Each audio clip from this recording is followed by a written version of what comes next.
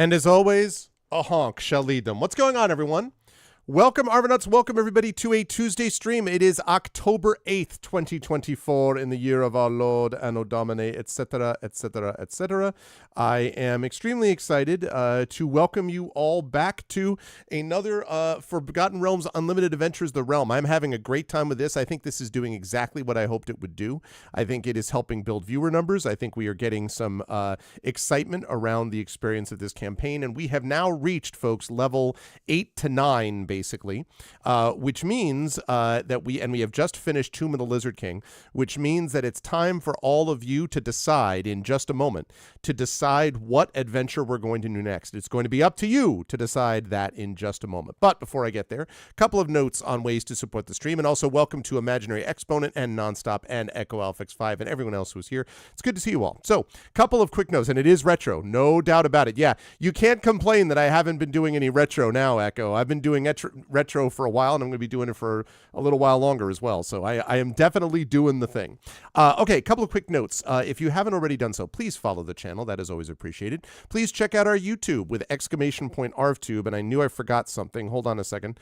I forgot that I had to change that from day 6 to say day 7. Hang on. I will address this issue right now. I knew that it was, I knew that I had it up there and I was like, oh, this is ready to go. And then I realized that it was day 7 and not day 6. Someone's going to be like, wait, this is false advertising. It's okay. Hang on just a second. Just give me one moment here whilst I do this. Has the edited version the live play? No, you're talking about the actual play. It has not yet, Geister. Part of the reason is that we're trying to get a time when we can all coordinate our media, sort of like our social media and all that stuff. And that's why we have not been doing that. But we do want to do that. And so my bad that, or it's, I shouldn't say that's not just my bad. It's our collective bad that we haven't been able to do that yet, but we will be doing so very shortly. And so that's coming soon. I'm actually I will follow up with them. We just talked about this a few days ago, but I will follow up with them. So thank you for the reminder. I will check in with them as well. But that I'm very, no, for sure. And when we do, it's going to be all over by the Dice Roll social media, our social media, individual social medias and stuff like that. Cause I'm very excited about that. And cause it came out really great. I mean, I've had a chance to see the unedited, well, the edited, but like the non-public version, let's put it that way. The private version, I've had a chance to do that. So we will do that. I will double check on that later this evening. So please follow the channel. Check out our YouTube, which is now up there and running. Our YouTube channel is at a new record, by the way. We are now up to 1,071 subscribers. We've gotten almost 10 subscribers in the last couple of days. Again, I'm sure that is partly because of what we've been doing with this particular adventure, so I'm super excited for that. I'm gonna keep doing this because I'm having a lot of fun with it, and I think people are enjoying it. So please do subscribe to us over on YouTube and join the fun. If you haven't already done so, please let people know to join us as well on Twitch too. !ArvCord is the Discord channel where you can hang out with the Arvanauts in between streams. Yeah, but this one, Echo, is the one. This has a lot better audio though. This one is basically just edited. Just basically means that it's got like intercuts and stuff like that, but it's not cutting out like. It isn't really abridging the content, honestly. It's just focusing the camera in the right places at the right times. That's basically it. Because the other one worked out fine, but it was really quiet. So the volume on this is much better. But anyway, !ArvCorp. You can hang out with the Arvanauts in between streams. Twitter. !Arv tweets, where you can follow when I post when we're going live. !Arv Sky is my blue sky. TikTok is !Arv Talk. Website arvanelleron.com. And don't forget to check out Hearthglow, which is the podcast that we've been recording at the Klein with CSE Cooney, with Carlos Hernandez, with Adam Petrosino, and Zach Clay. Been having a great time with that, and the next episodes are up on the channel, so you should definitely check that out. And please do spread the word on Hearthglow. We're very pleased with how that's come out, but we'd love to see that audience build. My kingdom for a social media manager. I'm still trying to track down a social media manager, and at some point, if I can find one, that would would be super great because I could really use the assistance on someone being able to manage the social media for us. But at some time, when I grow up, right, we'll figure that out. But anyway, please do spread the word about Hearthglow, and also check out Zach's and my Gen GM's show. We've got a host of new short videos, both for that and for my own channel, that are going to be coming out soon, courtesy of the amazing live suing. So please do support us and sub to us over on Gen GM's as well, as we head towards 100 subscribers on that channel. The financial side of things, exclamation point Arv Shop is our merchandise area. You can get swag for the channel, swag for yourself, and also support the channel. The Patreon is exclamation point Arvtreon. One Patreon supporters had to step back for a couple of months, but they are going to resub, probably they hope by the end of the year, which is totally fine. I totally understand when that happens, but would love to see other people get on board. The Patreon will give you stuff that subbing doesn't give you on its own, and vice versa. You can get unique stuff for subbing, those custom sub badges and emotes to use everywhere across Twitch, plus, of course, inspirations to help our players. You can get inspirations by supporting the Patreon as well, but otherwise, everything you get there is different from what you get when you sub. So you can, for example, get a character background written for you. You can get an epic poem written about you. You can even get critiques of your writing. There are all sorts of different things that you can get access to our Patreon video newsletter at just the $5 per month level. So you get my update, which is about between 10 and 15 minutes video that I do every month, sent out to Patreon supporters. So all of that stuff is stuff you can get if you support the Patreon, and I would love to see that number go up because it's the lowest sort of fee-based thing. So totally, if you're able to do that, that would be very much appreciated. Hi, Tom. Good to see you. The beer is cold and ready. Nice. That's what I like to hear. Awesome. So we've got that going on, although for me it would be root beer, not regular beer, but still. So there's that. Let me see. I mentioned all that. My publishing, exclamation point Icarus, my graphic novel from Athos Arts, exclamation point Library, my Tales and Tomes in the Forbidden Library, my 5e adventure and sourcebook from Alligator Alley Entertainment, and exclamation point Greyshade. Now, I have some news about Greyshade. Greyshade, Renegade, and Heretic are the 3 books of the Grey Assassin trilogy, critically acclaimed. Those are currently available and award-winning. Those are currently available at that link. You can get those now, and you can get the audiobook of Greyshade from our very own Trent Sparks. All that is super cool. You can also pre-order the tabletop role-playing game of Greyshade from our very own Brandon O'Brien. But I did want to mention that there are a couple of notes about things that have come up recently involving Greyshade. The first is, let's see, hold on a second here.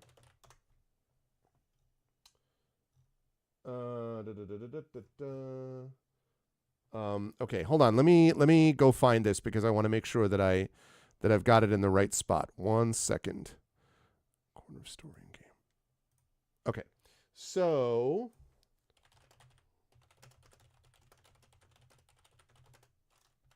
right. Okay, so I want you all to take a look, if you will, at this link that I'm going to put in chat right now. That is called The Corner of Story and Game. It is hosted by a person named Gerald Ford, not the ex-president who's now passed away, but the podcaster, which is, from its own description, a podcast about the stories inside of games, the games that writers play, and the writers that create games. So I did an interview with this gentleman last night. It was a really interesting conversation, probably about 45 minutes or so. I got onto this because Jennifer Brozek had been in this, and Jen had been kind enough to recommend me, and I recommended a couple of other folks at the same time. Yeah, exactly, Geister. So I had a chance to do a podcast here, which spoke a lot about my motivations for how I tie writing and gaming together, for the ways in which Greyshade went from novel to tabletop role-playing game and stuff like that. So I want to recommend this. First of all, there's a lot of really interesting stuff here anyway. He has had on a number of really interesting people on here, including with Rudy Rutenberg. I already mentioned Jen Brozek, Kat Richardson. There was also Matt Forbeck was on this as well. He's now done, I believe, 100 episodes or so. Richard Dansky was on there also. I've already mentioned Matt Forbeck. Jim Zub, who's quite well known. There's a number of people here, and he's been doing it steadily, pretty much once a week for a long period of time now. In fact, I think he started, let me see, the first episode of this started all the way back in July 2022. So he's been doing this now for 2 years. And I am the latest person to show up on the podcast. So I'm super excited about that. And I want to recommend that people check it out. I believe there's also a YouTube as well.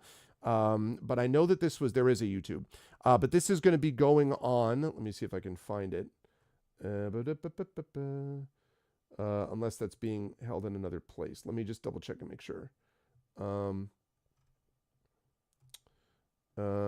Oh no, that is not. That is with somebody else. Okay, I take that back. Okay, so anyway, but it's available there. It's available on Spotify. There are a number of places where it can be found. He's on LinkedIn as well. So I would recommend checking it out. I really enjoyed this conversation last night, and I appreciate that Jen put me in touch with Gerald. And I said that I was going to talk about it today because he's going to have it posted sometime, he said, today or tomorrow. So keep your calendars your marked and your podcast noted. Also, hi, Emily, for all these things, because I thought it was a good conversation. I really enjoyed it. So that's the first thing. The other bit of news is something that I can't talk about much yet, although since my editor is here sitting in chat. Oh, yeah, that's funny. He may have interviewed Richard Nixon. Perhaps he interviewed, Chevy Chase, for particular ideas. No, I honestly, when I saw it, and of course, good luck putting in Gerald Ford and podcast into Google, right? The poor guy, like all I get is a bunch of SNL 70s skits and, Ford loses to Carter, Ford pardons Nixon. I was just like, man, yeah, no, not that Gerald Ford, another kind of Gerald Ford. But anyway, so the other big news that I can't talk about the details yet, but I will just mention, there is going to be a major promotion. I don't think, Emily, I'm at liberty to mention it yet, right? But I don't think I can talk about the specifics yet. But there is a major promotion that is going to happen relating to Grayshade that is very likely to lead to a significant boost in, at the very least, digital sales and an increase in reviews. Why am I telling you all of this? Because if you have read Grayshade, if you have bought Grayshade, if you have I really like Grayshade, this was fun, it would be lovely if this were the time that you were to jump on board and add reviews either to Amazon or to Barnes & Noble or to wherever it is that you happen to have gotten this thing, and spread the word far and wide. This is going to be happening early next week. And so I'm very excited about this. I think it's a big thing, and I'm very happy and grateful that Athos is willing to do this, but it's a big promotion. That the lower price really helps out. I can talk about it. Okay, so what it is I'm going to be part of, Grayshade is going to be part of a BookBub promotion. Now, for those of you who don't know, BookBub is basically a massive list of readers, and it is a curated list. So basically, they vet these books so that the people who were on their list are not getting junk. And then they send it to their 1.3 million subscribers. That's right, 1.3 million subscribers on this list. And as Emily mentioned, there is a lower price that is put on this book. While this is live, it is, and I think it's just for a day or two, the price of Grayshade is going to be dropped to 99 cents. And the price of the sequels, I believe, correct me if I'm wrong, I think Renegade is going to be a little lower, and then Heretic is going to be full price, I believe.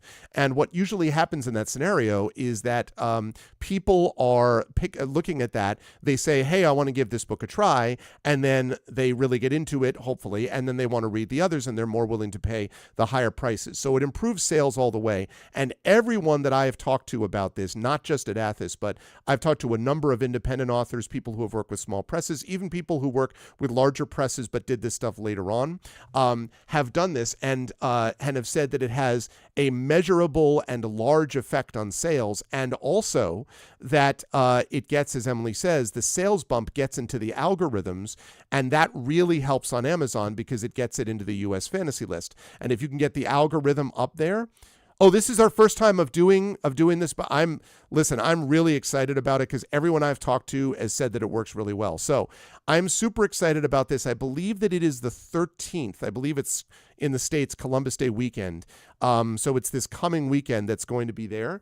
But we are on this U.S. fantasy list on BookBub. And again, it is something which is part of, it's a curated list, so you don't just get on because you ask to. You do have to, the publisher has to supplement it financially if they pay for it, but they don't even get on the list. There are a lot of times people apply and they just don't get accepted for it because it is a curated list. And so it reminds me very much of the old days, actually, in sort of music club world, where music clubs used to be, they would vet the band.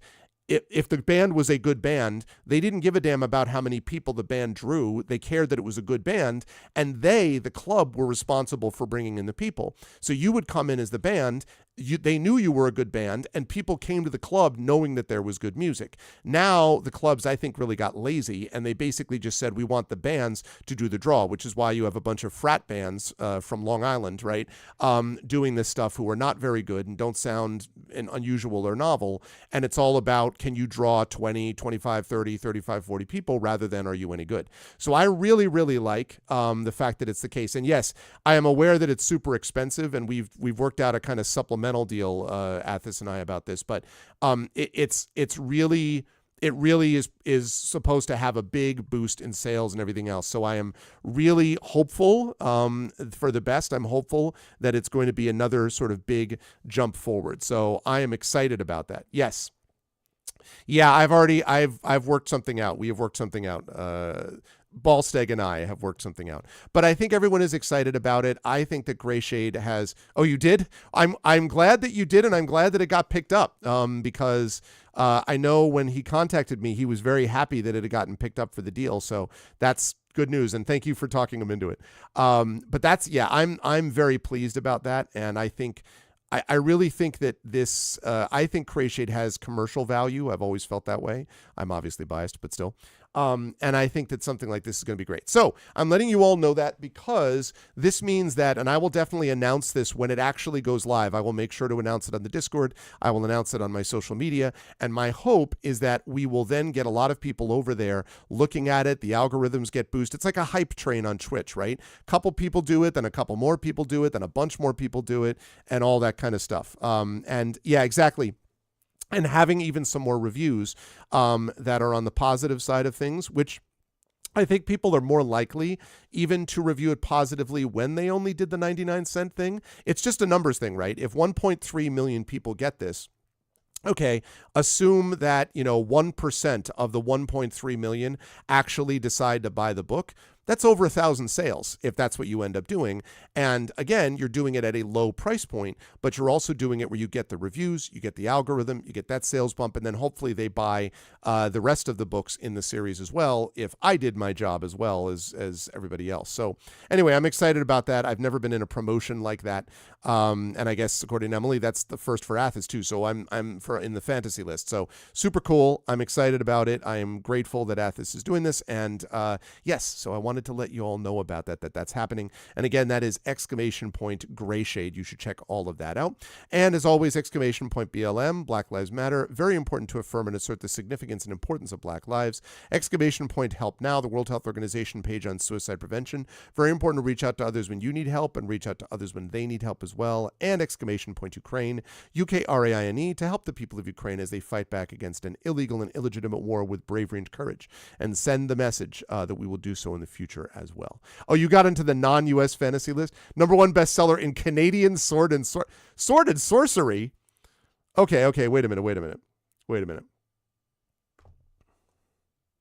I would like to think that I know your style of writing, having blurbed one of your books and read others works by you, Emily. I've never thought of you as a sword and sorcery person. That wouldn't have been my assumption. I mean, don't get me wrong. Maybe you have Fabio covers that were just sort of sitting there that you've been holding out on. That's true. That's true. I have not read your Dragon trilogy. So maybe is that, but then why are there no Fabio covers? If you're going to do sword and sorcery, at some point, you need to have something like The Darkness of the Sand Demon or something like that. And then there needs to be some scantily clad person somewhere on a cover at some point. That's the way that works. And then usually there needs to be an accompanying soundtrack, which sounds like, "Here we are, masters of the universe." Something like that. You need something like that. And then they show, well, see, but no, see, this is what I'm saying. I did not, to be clear, I did not just say women. See, that's the thing. You did have a busty woman, but she's 9 months pregnant and on a dragon. Okay, well, I mean, listen. She's pregnant or the dragon's pregnant? Because that could change everything. Yeah, no, I mean that's exactly right. All of a sudden, I thought this was a very interesting take on Enemy Mine. So his mate is pregnant. Oh, all right. Well, so okay, Vallejo probably could make it work. I just want, at some point I was like, man, that's what we need, and it also needs to be like for like everybody on a Sword and Sorcery cover is always like holding on to a piece of architecture. You notice that? Like they're always like holding on to like a pillar of a temple, or they're holding on to like a step on an altar, or they're like holding on to like the front door of something like that. There's always something like that. Oh, I know Blackgate very well. In fact, I know I have had my books reviewed in Blackgate. And I believe Brandon Crilly, who of course Emily knows very well, I believe is a managing editor. Yeah, that's right, managing editor of Blackgate. Oh, it's not that? Well, I thought that Brandon, I'm sure that Brandon's done work with them though, because I remember, many years ago. Oh, Seth, that's right. Seth is the managing editor. That's right. But I do remember that Brandon did some stuff before. Yeah, no, Blackgate's good stuff. Yep. My friend Kelly Swales used to write for Blackgate as well, so good stuff. Or because of the muscles. That's why they have to hold on to architecture. I just have always been like, dude, I don't, So anyway, about BlackRock books, Blackgate, Black. Yeah, exactly. Black something, right? It always has to be something. Yeah, I was just trying to think of other. Yeah, no, then I thought of ones that would have unfortunate political connotations like Blackwater, and I'm like, definitely not them. Definitely not them. Anyway, so I'm excited about it. I will let you folks know when more of this stuff comes to pass in the next few days. BlackRock, Blackgate, yeah, that's right. Okay, now a couple of notes just before we get started today. Quick reminder, at 4 p.m. Eastern, I will be over on GogComm's Twitch channel playing more Songs of Conquest, which has been a lot of fun. And then tonight, we will be back 9 p.m. Eastern with the Our Vocalists playing a new game called Growing Up. If you have not seen this before, a new game for the Our Vocalists, I should say. This is a 1 to 2 session game, which is about basically exactly what it says, sort of growing up. It's kind of like a visual novel. It's more lighthearted, definitely, than the Banner Saga 3, which was, growing down would have been the subtext maybe. So there's that. But I'm looking forward to it. And if all goes well, it will last 1 or 2 sessions, which will set us up perfectly for December with Christmas Carol, with the Our Vocalists, of course, happening. So that's going to be a good time going forward. Also, I want to make one other announcement as well, and that is that I wanted to mention that this coming, Thursday, not this coming Thursday, what am I saying? Later this month on a Thursday, it's actually 3 weeks. Actually, oh no, we moved it. That's right. We moved it. I'm sorry. That's why I got confused about this Thursday. So 3 weeks from today, we will have a Tuesday, which will be the Patreon Field Chat Chosen Game of the Month. We will have By the Dice Roll doing Ghosts of Saltmarsh. And then we will also have a special event with CSE Cooney. Now, I will have more details about that soon, but it is going to be something related to the Halloween season, I will say. I will give you more details about that. Yeah, it'll be neat. The gold standard, yeah, well... So anyway, that special event is going to be happening in 3 weeks, and I highly recommend it. I think you will enjoy it. It will involve some reading and writing. So that's going to be something that you will definitely want to check out. And then, of course, Thursday the 31st, we have our special Halloween event, which is our Edgar Allan Poe reading, which is going to be great. I am super excited about that. I did note that there is a wide receiver who plays in American football for the Las Vegas Raiders who wants to be traded, who had posted on his Instagram a picture of Edgar Allan Poe, which a lot of people therefore assumed meant that he wanted to go to the Baltimore Ravens, who are famously named named after the Edgar Allan Poe poem. And were it not for the fact that I am a many years long Pittsburgh Steelers fan, I might well have ended up as a Ravens fan because they are the one football team in all the NFL that is based on not only a literary figure, but in a really important and good literary figure.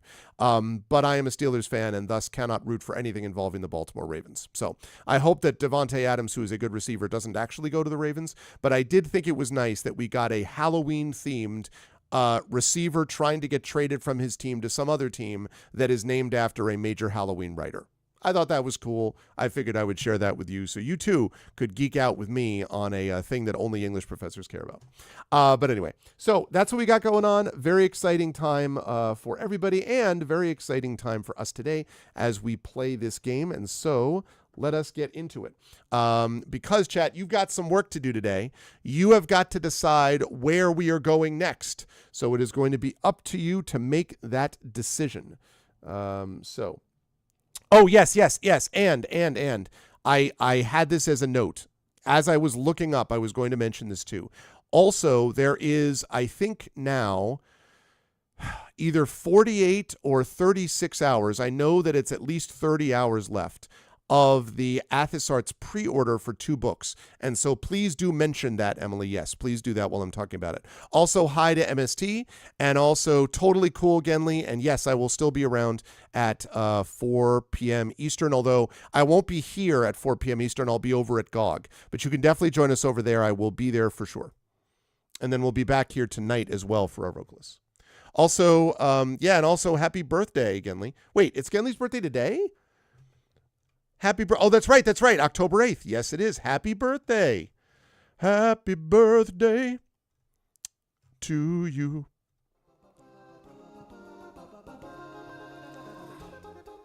We have a follow from the corner of Story and Game. Oh, and we have and look at that. I was just talking about this person. The corner of Story and Game is subscribed. Well, welcome. I was just talking about this.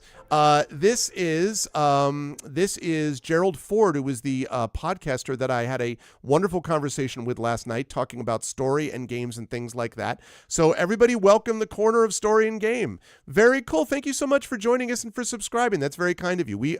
I really enjoyed that convo that we had last night. I am excited for it. I already talked up the podcast a fair bit already. Gerald, just so you know, like I talked about it quite a bit already, actually. But yeah, if you know, let us know when it's actually posted, but I already put a couple of links in, and you should put some more links as well. And we will make sure to get that posted and up there as well. Yeah. I had some people that thought you might be the former president, and I explained that was not the case. Does not even look like the former president. Yes, I'm sure he's never heard it. Did you know that my father looked a little bit like Gerald Ford? Just so we know. Episode will be out in an hour or so. Lovely. Awesome. Yeah, I really enjoyed it quite a bit. It was a good time. It was a good time. Okay, so let us start the game. And you're going to get a chance to. So yes, definitely. Please do put any links that you want. Thank you. Well, yes, Emily the Invincible is my editor is a good friend and my editor at Athos, and was amazing about all of that kind of stuff. But yes, let's do both of those. First of all, well, I was going to talk about Wenchkin's birthday when he shows up, if and when he shows up, Echo. But yes, it's Wenchkin's birthday as well. But what was I going to say? Which was, first of all, I know it's not Echo's birthday yet, I don't think. So a couple things I wanted to note, which was, first of all, yes, please do put the links in here, Corner of Story and Game. And then secondly, Emily is posting some Athos Arts links, which are also really important. So we got a bunch of people posting links at the moment. Okay. Right. Now, what we're going to do is we're going to play the game. And I think that when we play the game, what it's going to do is, okay, it's going to be B. When I play the game, I have a feeling it's going to start us at the beginning again, so you'll just have to ignore this introduction. No, that's exactly what I'm going to do. I'm exactly planning on exactly that, TomTom. So So yes, so first of all, there is the release for Stormtree today, and I was glad to see that the audiobook got released. That's really awesome, Emily. So yes, first of all, Stormtree. So definitely go get that book. Secondly, the Alicia books are an add-on bundle on a pre-order campaign, and it's that pre-order campaign that I mentioned, which is coming to an end soon. It has been successful, but would love to get some more buzz around that. So definitely do that. And then the third thing, I don't know what the third thing is. I know about the first two things. Yeah. Okay, I am going to play the game. I'm going to load a saved game. We're going to load B and begin adventuring. Ah, good. It didn't. All right, perfect. All right, so we will. All right, good. The Southlands. Not that that really matters where we are. Okay. So, and then November, what is this coming up? Oh, I think I may remember this. Yeah. Mystery, Meaning, and Mortality. Yes, I remember that this is a talk coming up in November, about mid-November. Yes, I do remember that. Very, very cool on all fronts. Very cool. So yeah, so definitely support and check out all those things, chat. Okay, so here we go. So chat, we are now sitting at level 9 for most of these characters. In fact, specifically, Echo Alpha is level 8, is about a third of the way to leveling to level 9. Hilness, and has a negative 9 AC, by the way. Hilness is a level 8 fighter and is about 3/4 of the way, I would say, towards leveling to level 9. Arcanus Bot is also with a negative 5 AC. Arcanus Bot, our cleric with a negative 4 AC, she is level 8 and is about, again, 3/4 of the way to level 9.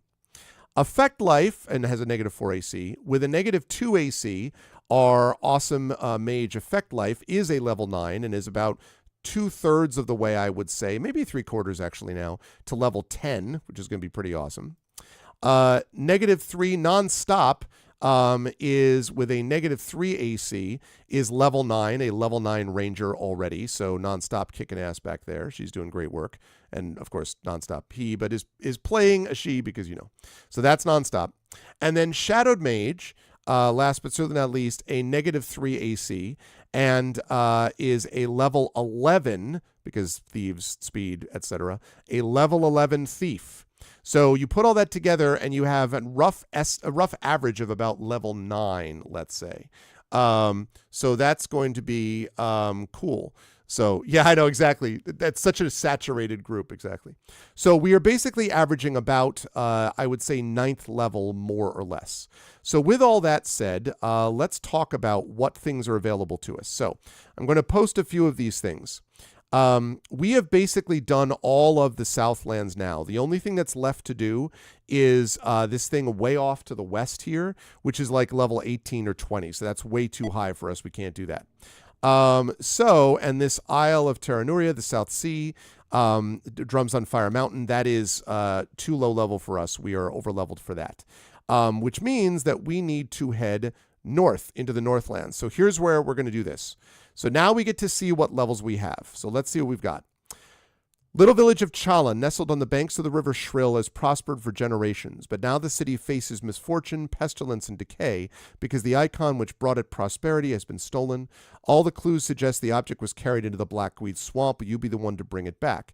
If you are willing to help these folk, then load Game 18, the UA conversion of module GA2 Swamplight, designed for characters levels 7 to 9. So your first choice about what adventure to do, chat, is Swamplight. Okay, Swamplight is option 1.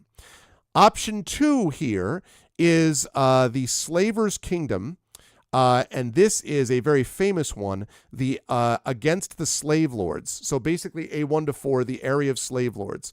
This is a longer one, but it's got a series of adventures, very well known, the Slave Lords one, and that's level 7 to 9 as well. So we have Slave Lords, that's level 7 to 9, or we've got Swamplight, which is level 7 to 9.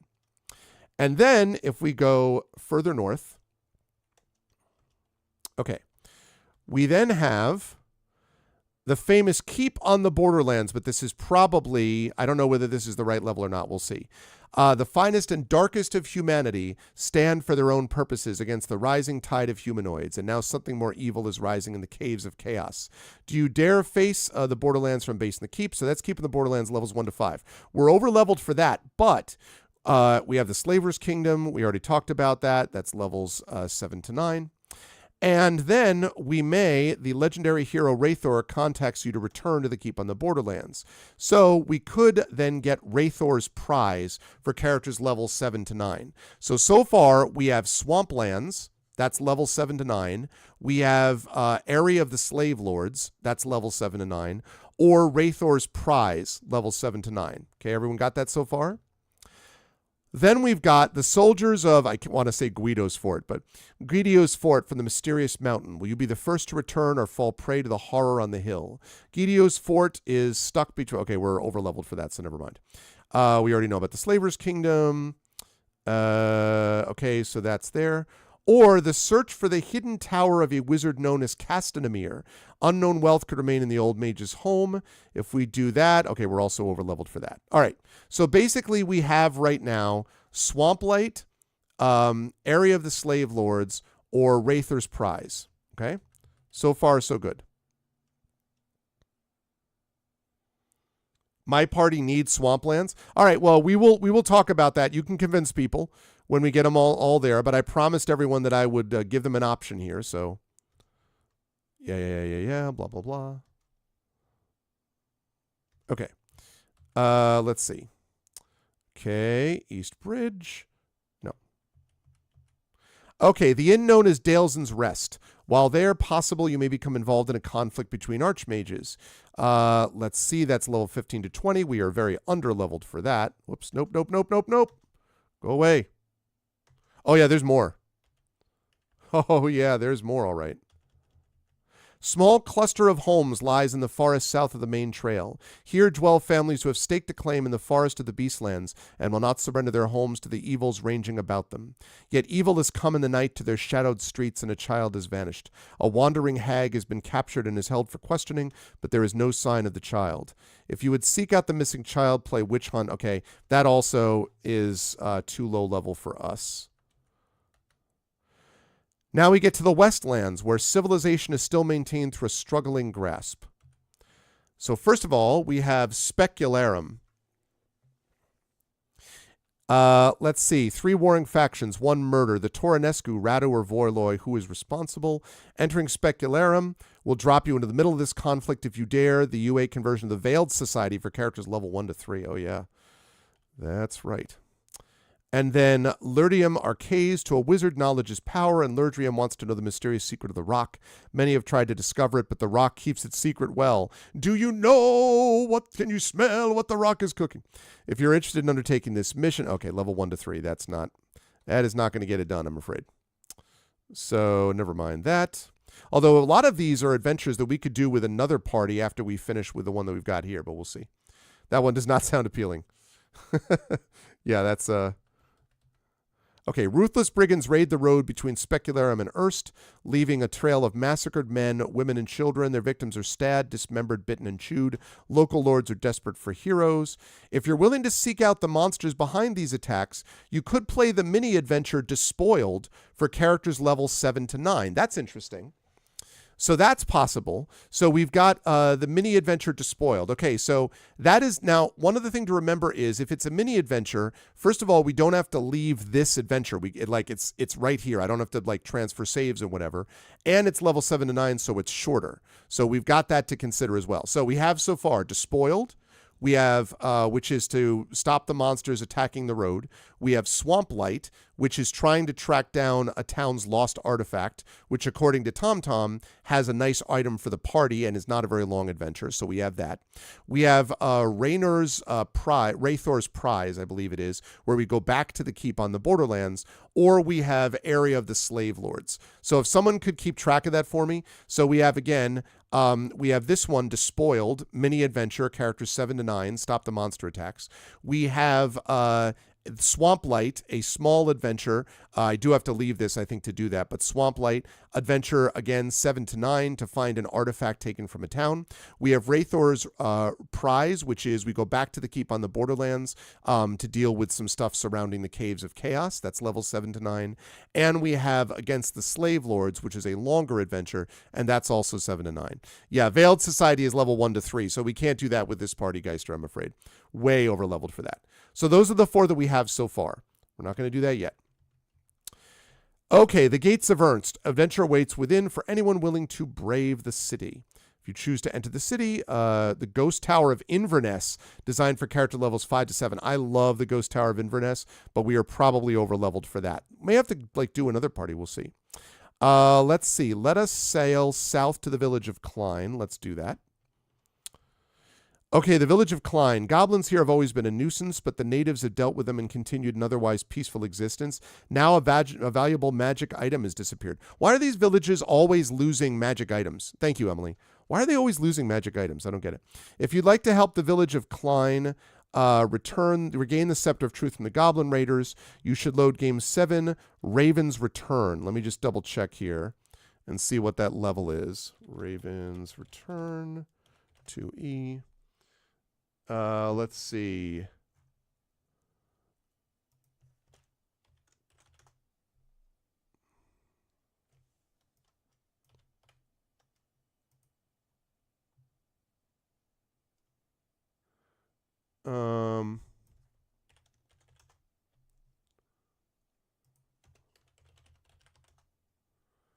Exactly, right?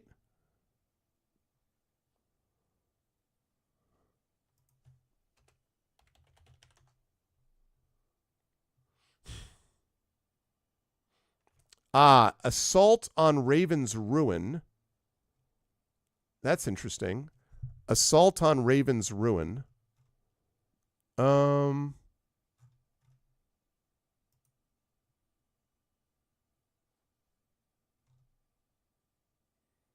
That's very old school. What levels? Oh, levels 2 to 3.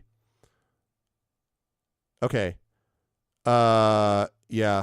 Okay, so never mind that. That's way too low level for us. But this shows you we could actually take another party and do an entire passage through the realms and do adventures, none of the adventures that we did with this party. We'll have to think about that. Okay, outside the village of Klein are many farms, and sleeping in the spacious fields of an elderly farmer does not irk the man in the least, but a dark secret is yearning to be revealed. If you dare to sleep in the old farmer's field, okay, we can't do that. Or we can go... no, we do not get a boat. Following the river south from the road leads to the ruin of a once magnificent stone mansion. It has crumbled over the years, but all is not at peace here. Investigation, okay, that's levels 3 to 5.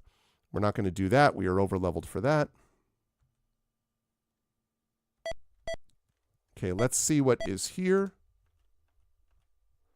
The city of Wittersham, capital of the nation of Pelham. From Wittersham, 2 directions. Ancient prophecies point to a dark hour for the nation of Pelham. That hour seems to be now.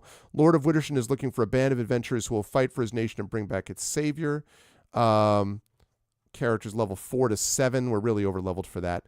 The Yatil Mountains south of Pelham. There's rumored to be a magical hoard of unsurpassed value. Treasure of such fame that scores of adventurers have perished trying to find it. The Lost Caverns of Sojsank. Oh, that's a classic. And you may gain the hidden wealth of the long dead mage if you live. Jeez, Lost Caverns of Sojsank. I actually own that. What is the level for that, though? So...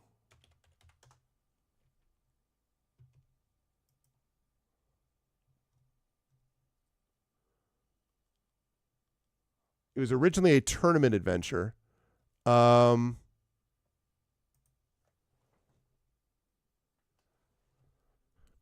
Yes, it's with it. Yes, very cool cover. I just need to find what the level is, though. Most of these they tell you what the level is, but I don't know what this is.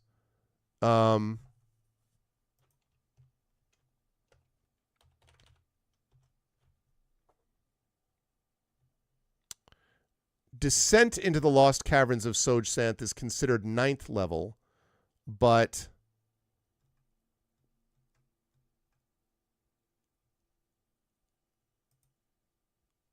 Levels 6 to 10. Okay. That's definitely doable. That's definitely doable. That's right in our level range. So we could do that. And actually, if we were to do that, that would probably... Interesting. Okay, we'll think about that. All right, so would you mind... Yeah, Greyhawk. Would you mind writing that down for me too, Emily, if you wouldn't mind? The Lost Caverns of Sojsankth. That's actually in the same realm that we were, but it was just an area that we couldn't get to. Thank you so much, Emily. When a great worm red dragon awakes from decades of hibernation, the local laird calls for his people to retreat from the mountains rather than face this implacable evil. Even adventurers are unwillingly to risk this ill fate. This dragon hunt pits the party against one of the deadliest creatures in the Dungeons & Dragons game, a great worm red dragon. Only characters of extreme level should attempt this endeavor. That's Mini Adventure 9 Dragon Hunt. Okay, we are not ready for that. So we're going to say that's a big old no for that. We are not ready for that one. Yeah, that name is interesting. Okay, so I want to double check here. Okay. Right, I know about that. No. Okay, which means I can go south. All right, so let's see. Right, we're not doing that one. And that is also not going to work. No. Interesting. All right, I don't know why that... Yeah, I know about that. I know. No, go away. No, I'm not. Okay.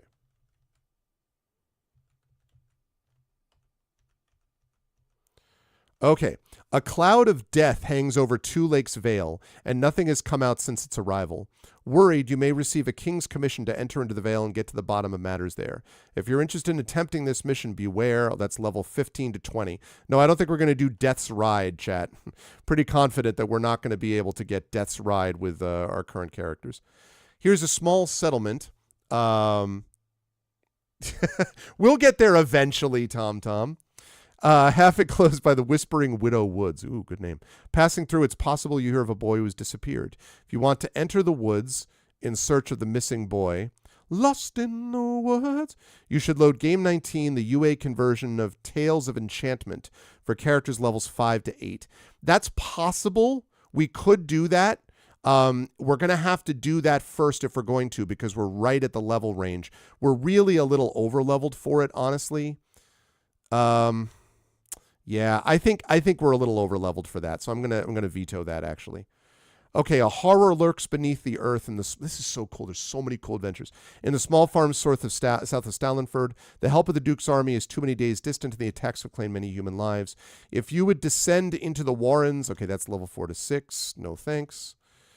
King's Road leads north to the town of Stalenford, farther on into the realm of its rulers. It is time for the King's Festival, but trouble is ready to erupt in the road. Exactly. We'll send someone worse later on. Exactly. In the form of an orc raid. We have to be very discerning about the jobs we take on. We're like a private school. We get to choose what students we want.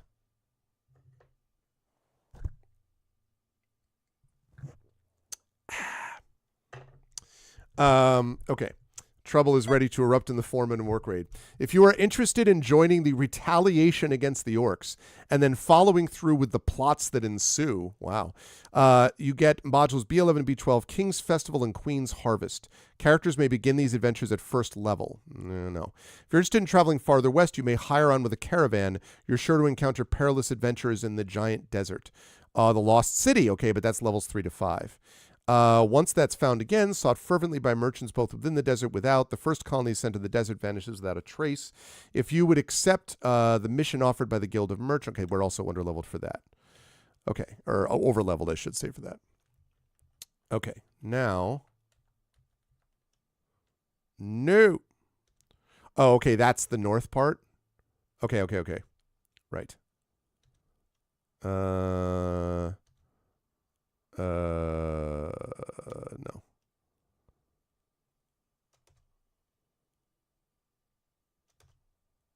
No. Okay. All right. So I think that is good enough for now, chat. This gets us to the Southlands and the Westlands. I think we're in the Southlands. We started out in the Southlands, but the Southlands and the Westlands, even though it says Southlands, I don't think that's accurate. So we have a couple of options. So what are the 5 choices, Emily, since you were kind enough to list this? Chat, we have to decide. In fact, I will post this up there. Where's my voting option? Thank you so much, Emily. Okay, let me get the let me get our bot running here.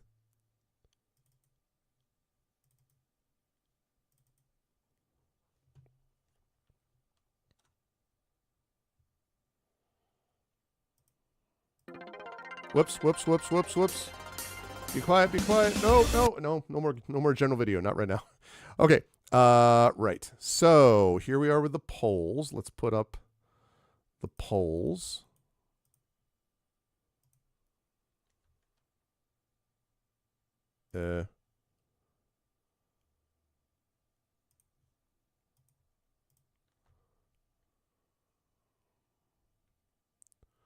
Okay, so here we go. All right, and we're going to do... Alrighty. Okay. What adventure should we play? All right, so we have... Thank you. All right, so we've got Swamp Light, short, need to leave. What do you mean short need to leave? Meaning like once we do it, then that's...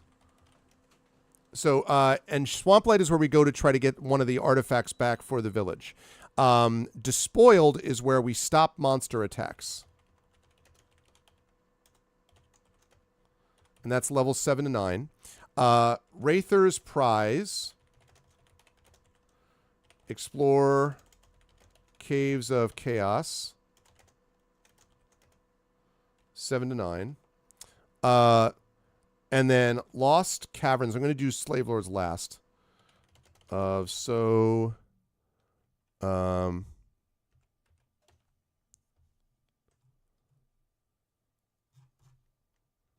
Santh. That's a classic, and that's levels 7 to 9. Oh, Short Adventure. I see what you're saying. Yeah. Gotcha. 6 to 10. And then we've got... What was the last one? Slave Lords. Yeah.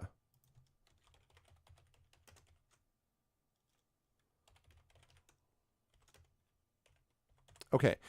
So, so here we go. So I'm going to put this up for a poll. My thoughts about this are, and you can get your votes in now, chat. My thoughts about this are that if Swamplight is as short as people suggest, and Despoiled is also short, I think we should do one or both. My suggestion would be to do one or both of the shorter adventures, and then think about doing maybe like either Lost Caverns or Slave Lords. The thing about Caverns is that because the upper limit is level 10, that gives us a little more room to maneuver. Slave Lords, though, might level us. So another way to look at it is we could do one of those, do Lost Caverns, then do Slave Lords. We probably won't be able to do that and Wraither's Prize because we'll be leveled. But it looks to me now like we have so many adventures that we can run another party starting at level 1 and just move them on up, basically, so that they can do that as well. So I think either of these works. Tom's suggestion, again, is that it's short. And so it makes sense to do Swamplight. Nice thing about that is I don't think I have to reload this, he said, doubtfully, maybe. Hi, Ishcakes. Welcome. So join us for this. Please join us and welcome. And also, Ishcakes, you are closing in on 1,000 followers, if I'm not mistaken, on Twitch. So congratulations on almost hitting that milestone. And if you folks haven't done so, please do follow Ishcakes on Twitch, as she aims for that milestone. Oh, you need game 18? God damn it, Tom. No, it's fine. Swamplight is game 18.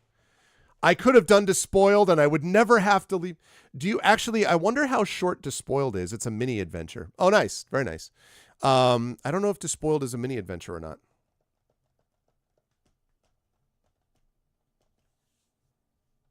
Oh, yeah, that's a good call. Let me do that. There we go. Thank you, Echo. Good call. All right, so last call. Going once for Swamplight. Going twice for Swamplight.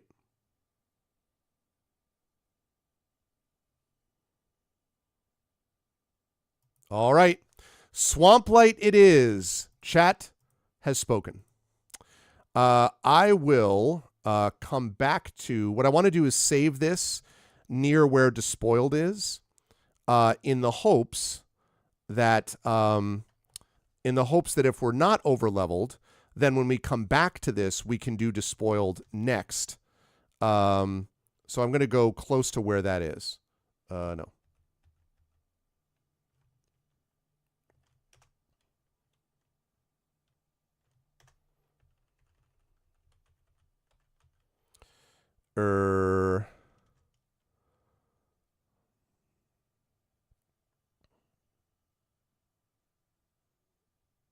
Oh, wait a second. No.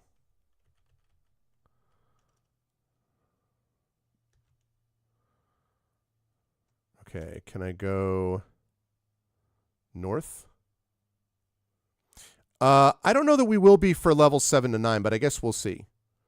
Yes, okay, there's that. That's Ernst. Inverness is so good.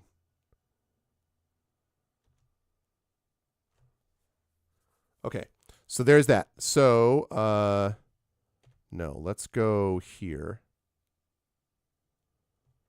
Okay, we're going to win camp. We're going to save that as level, let's say, I don't know, B. And yes, I want to exit play. Okay, so, right, level 0. So we're going to do, let me go into the save area.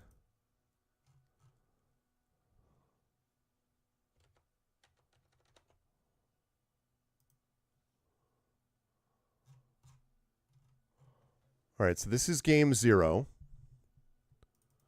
I don't need to remove the characters because I already have done this, so that's all good. Yeah. Yeah, I agree. Okay. Why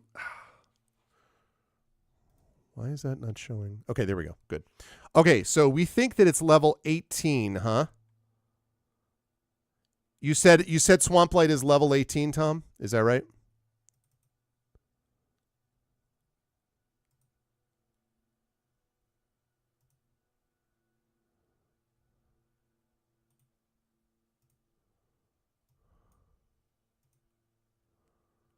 Game 18. Okay. Game 18. Okay, do the save. Then we're going to copy. Dun, dun, dun, dun, dun. Copy. Paste. Got it. Okay, game 18. All right. Here we go. All right, so now we're going to select a design. And let's go back to this. We're going to select a design, and we're going to go to 18, which is Swamplight.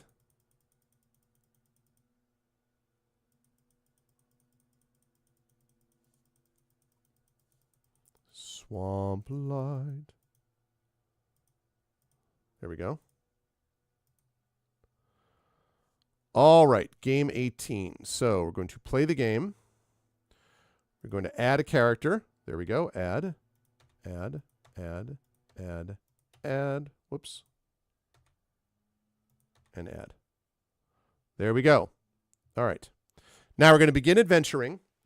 And as a reminder, when we begin adventuring, at least initially, the map's going to be off because it's going to take a minute to figure it out, but we will get there. So, begin adventuring. Welcome to the Realm. Okay. The Realm. Ooh, game 18. The comprehensive UA conversion of Dungeon Module GA2, Swamplight. Your adventures have led you to the Eastlands, called by some the Beastlands. Or maybe the Leastlands, am I right? Okay. More specifically, you stand on the shore of the mighty river Shrill, just outside the village of Shala. Hala.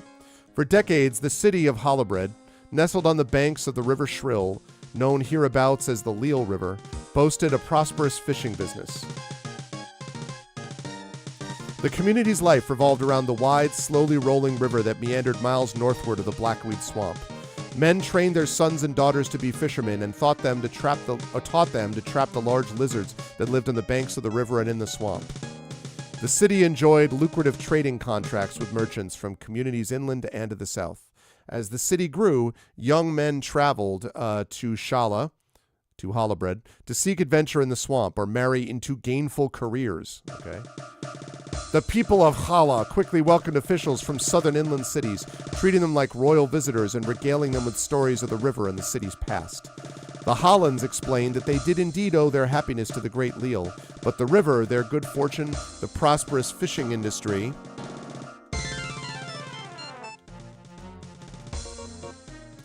just give me 1 second here.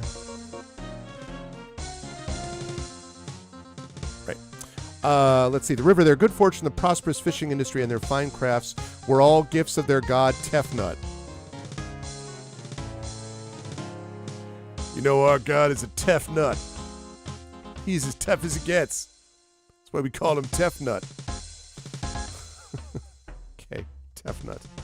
Indeed, the largest structure in Hala is a temple that honors the god, and inside it rests the community's most valuable treasure, a 1-foot-tall gold and platinum statue of the deity, a beautiful lion-headed woman. That's what happens when you crowdsource your god's name. That's how we got Bodie McBoatface, right? Over the past 4 weeks, hi, Gregory, though, the situation has begun to change. Fishermen have begun to disappear, leaving only empty boats floating on the Leal. Also, the few young men who sought their fathers disappeared. The once prosperous city has fallen into panic. Word has come to you that they seek adventurers to aid them in their time of need, whatever that need may be. Okay. Rumors insist the problems run deeper than vanishing villagers. Leaving the boat behind, you look ahead to the cramped little buildings of Hala. Okay. Going to encamp. We're going to save this as game A. No, we do not want to exit play. We do, however,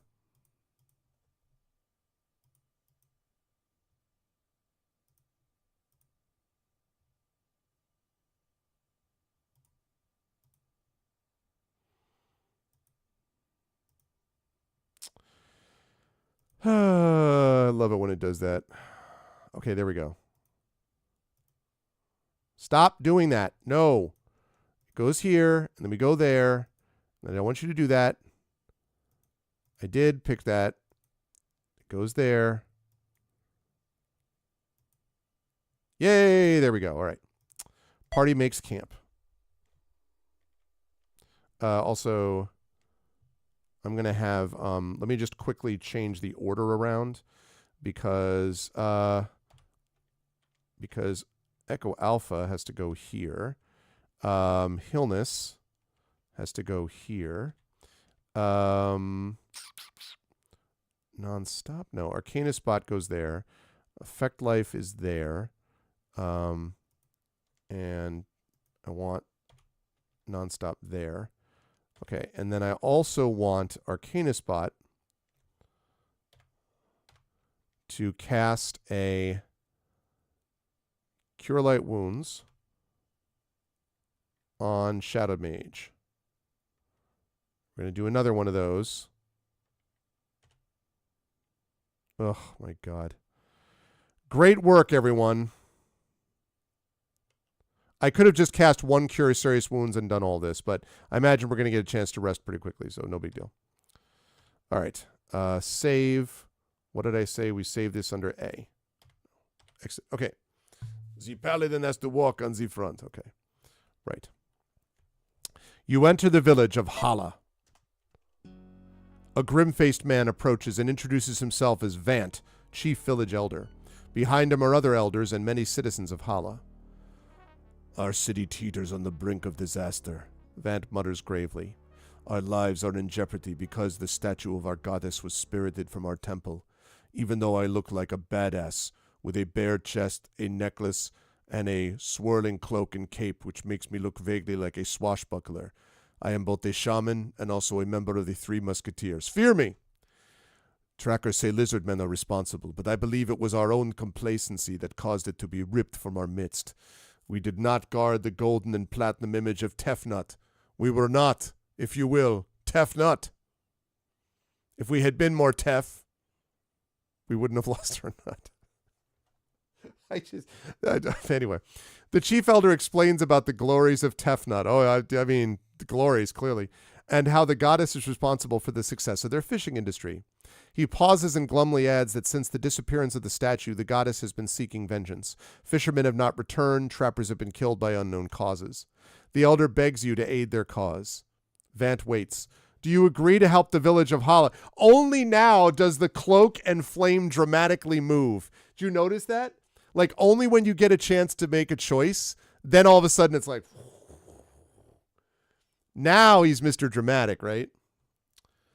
Yes, I agree to help. Vant continues, we know our statue lies in the Blackweed Swamp. Our clerics tell us this, but those who tried to find it have not returned. All we can see in the swamp's murky depths are twinkling lights that dance amid the trees, doubtless the lights carried by the thieving lizard men. You are our last hope. You must recover the statue of Tefnut. Surely a band such as yours will have little difficulty dealing with lizard men. Yeah, I'm sure that's all it is lizard men. I'm sure there's nothing else waiting for us. Once the statue is back, we will be redeemed in the eyes of our goddess, and Hala will be saved. We will reward you greatly with much Hala French toast. Honestly, if they were offering me challah bread French toast, I would seriously consider it.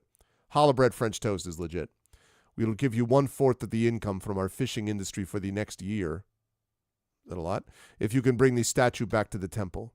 Vant gives you 2 healing potions. And a map detailing the Blackweed Swamp and the area where the fishermen and the trappers disappeared. He wishes you well and bids you return quickly with the statue. All right, what do we get? What do we get? We got a belt.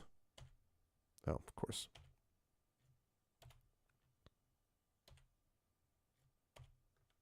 Take. Okay. Let's see. So let's see what this does. Items. No, I want to see. Okay, so he's got a strength of 18, a con of 17. Already using belt.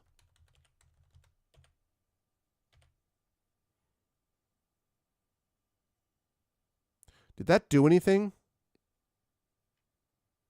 18, 11, 14, 16, 17, 17.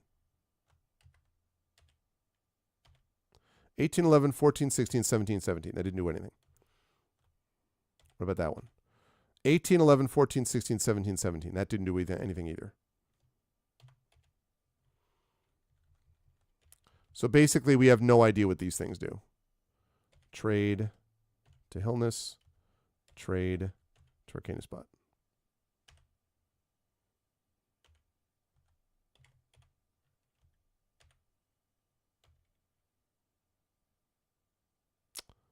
He already had a...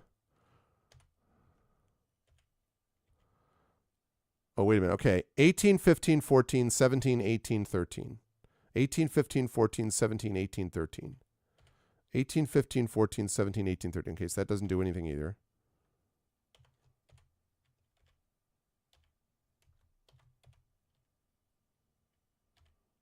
(15, 16, 18, 15, 14, 16).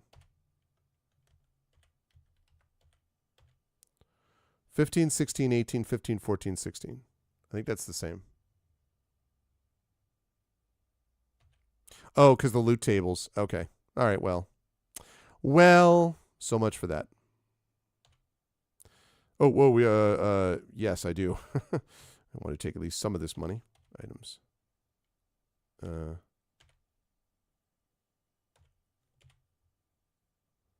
6 platinum.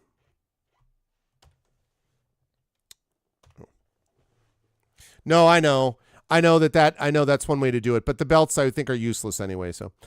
A woman, I want to save that for when we're actually out of the village. A woman named Seal takes you into the village. She's very enamored of your entire party and questions you endlessly on your exploits, hanging on your every word. She escorts you to the inn, the shops, the temple, and anywhere else you mention. Seal praises you as often as she questions you and seems to feel that the village has already been saved by your arrival. Wow. All right. Well, let's go to the marketplace. Let's see. View items. All right. We are going to sell this because we already have. Oh, no, actually, I want to keep his longbow. I take that back. But we are going to. I want to ID this stuff that I haven't already ID'd.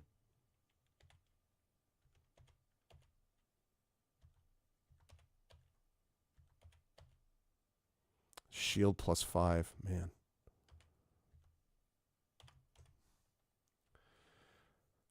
I know, right? Seal did, clearly. Okay. Two-ended sword +4. Helm +5.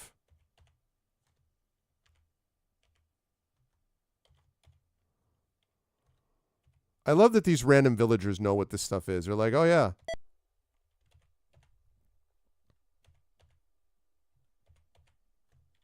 Okay.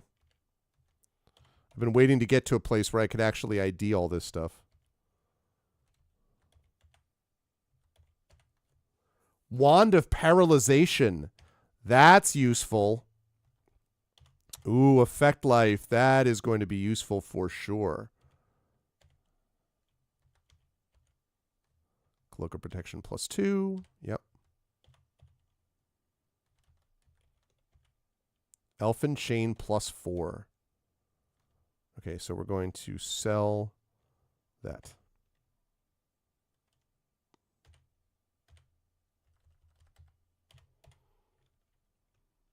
All right, so keep that. Keep that.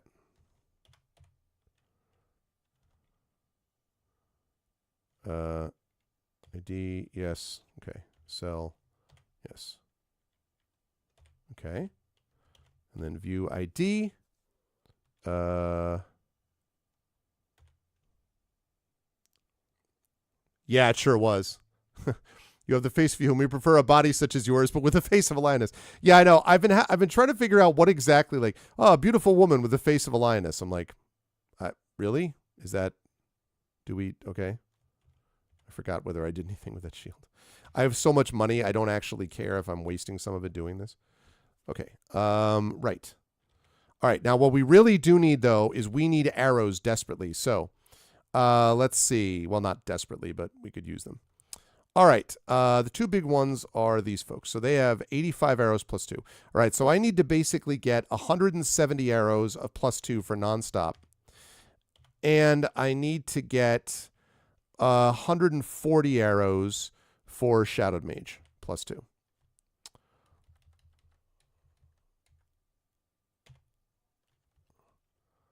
I want you to see that I'm keeping you in arrows right here. Wait, you don't have arrows +2? What the heck? You got some freaking... What is this nonsense?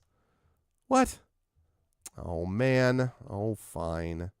I'll buy... I don't know. I guess I'll buy 100 arrows +1. 50, 60, 70, 80, 90, 100. View items. Okay. And I'll buy 100 for Shadow Mage as well. Man. 20, 30, 40, 50, 60, 70, 80, 90, 100. Okay. Right. Okay.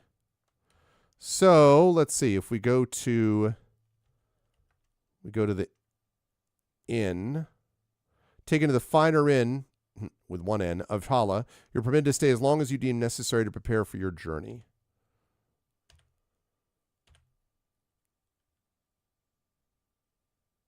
Okay.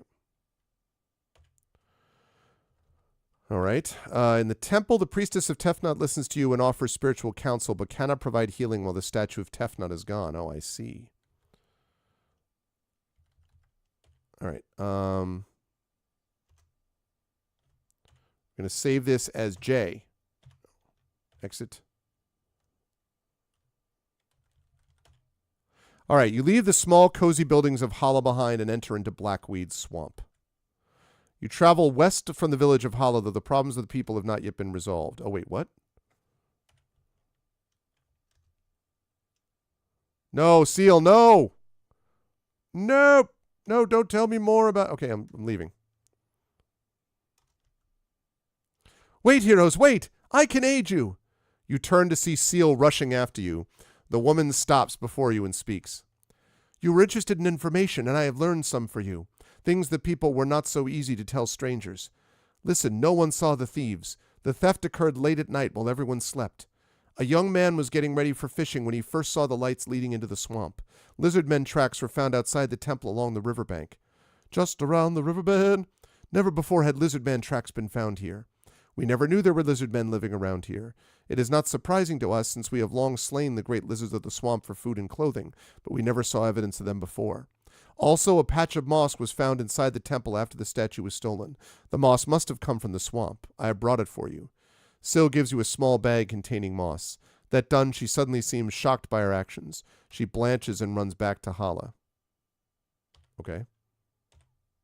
We're going to save that as A. No. You move through the heavily wooded foothills north of Blackweed Swamp.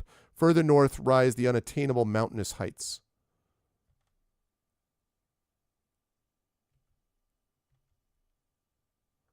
What rangers among your party? I'm glad you asked.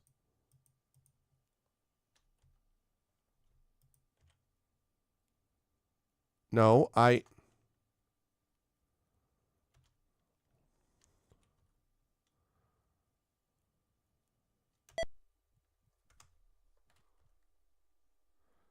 Wisps of fog curl about the bases of willow trees, seemingly caressing the damp bark. The fog nearly covers the ground, evidence that the earth is warmer here than the air. Moss grows up the sides of trees. Ah, moss, haha, stretches outward on the bottom branches. Black birds perch high in the branches, squawking in high-pitched tones. The scene is eerie and dismal. Hilna stops you, holding out the bag which Seal gave you outside of Hala. The moss on these trees, it's the same as the moss found in the temple. Yeah, exactly, Tom. These shops never have armor nonstop. I've given up on that. That ship has sailed. Interesting imaginary exponent. You nod, but are somewhat distracted. The fog seems to be thickening to the north. It's getting harder to see, and the air seems palpably thicker. Something's wrong, you mutter, and then large objects begin to crash to the swamp around you. Boulders! You have no choice but to rush into the fog and try to find the creatures pelting you. Your friends are at your side as paled-skinned giants emerge from the fog. Giants? Whoa, okay. You are not positioned properly at all, as usual.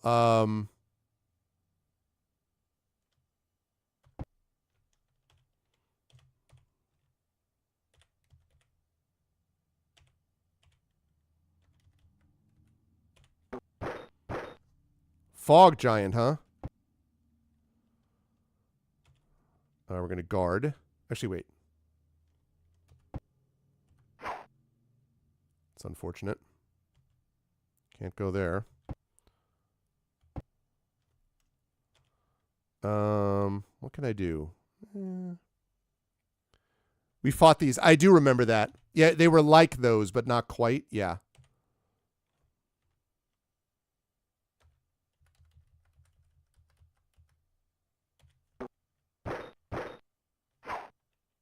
Wow, it's a big-ass sword. Okay, well, you know what I'm feeling, chat? I'm thinking a fireball might work really well right here.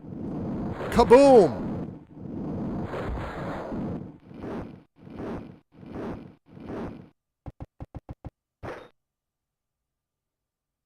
Okay.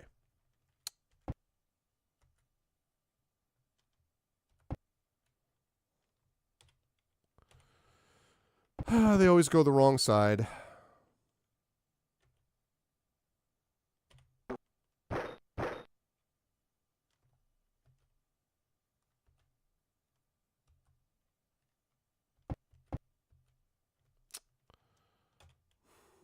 Went the wrong way. It was the wrong way.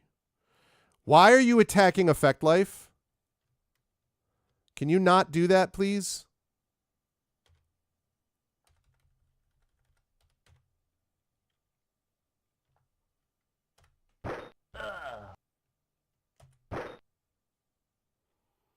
All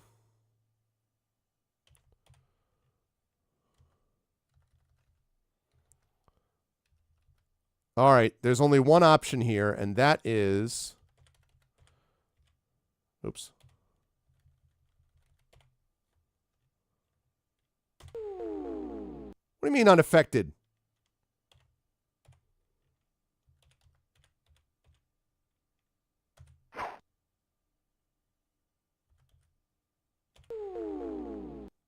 That was a terrible... Hold person? Since when do you have a hold person on a fog giant?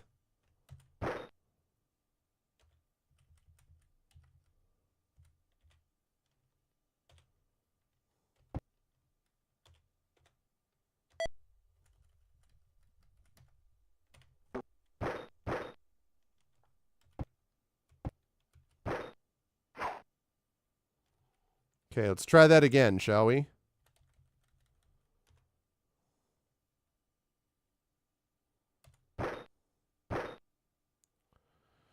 Okay, Shadowed Mage, not great. Not great. Let's make...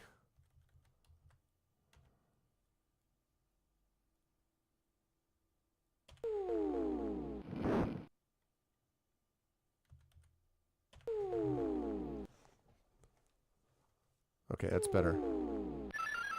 Slow, that's fine. That's fine. Better than hold person.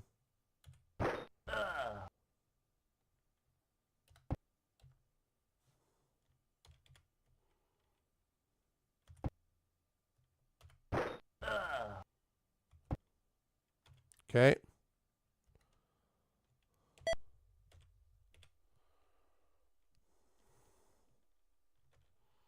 Can I hit this guy from here? Yes, I can.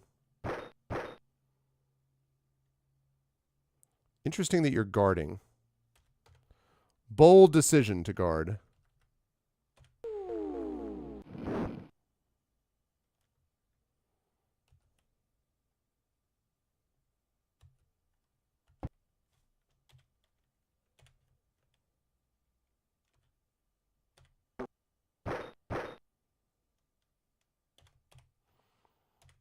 Okay.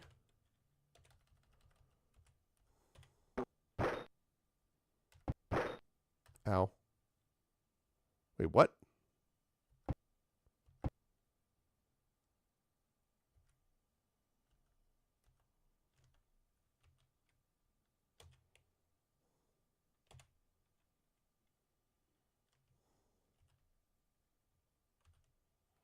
Oh my god. Oh, right, because they're slowed.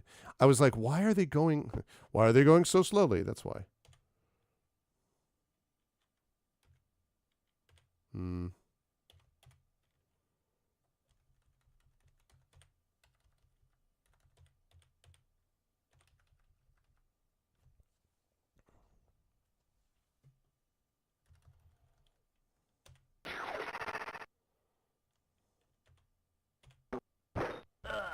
Nice. Okay.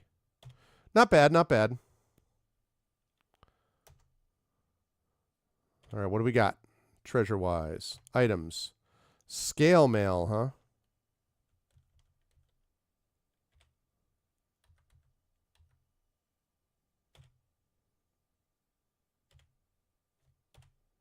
All the scale mail is magical, huh? All the scale is magical. Okay.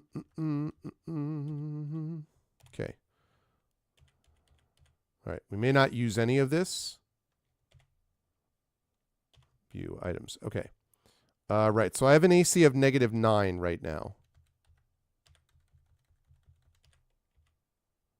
AC of -4. That is much worse.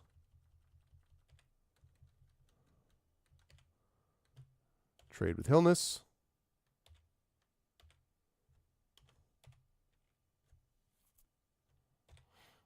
All right, he has -5 AC. -4 AC. It's not bad, but not quite as good.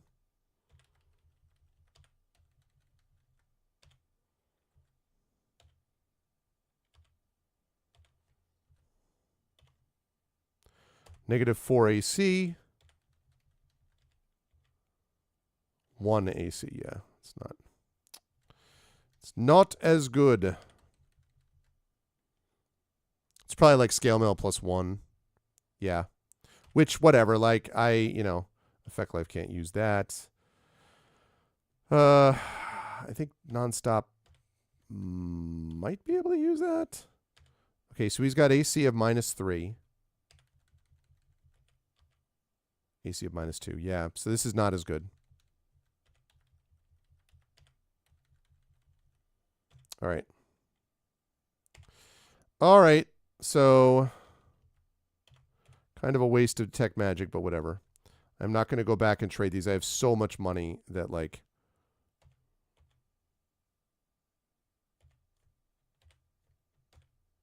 Okay. Sure. Exit. Each of the giants carried a sack of his personal wealth. On the leader, you find a bejeweled ring. Do I actually find it? No. Find a battle axe. That's what I find. Okay. Pool. Take. Items. Battle axe. View. Okay. 1d8 + 8. Or... Oh, it's right. It's two-handed. All right. So let's trade that with Hillness. View items. Okay. So he's got 1d10 + 7. It's going to be hard to beat. 1d8 + 6. So it's 8 minimum, 17 maximum, or 7 minimum, 14 maximum. Yeah, this is nowhere close. View items.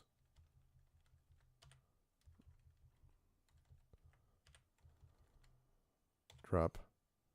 Yes. Exit. Exit. Share. Exit. Okay. In camp. All right, let's have, let's see. Let's have Echo Alpha. Let's have him do his Lay on Hands on Shadowed Mage. Okay. And then Arcanus Bot.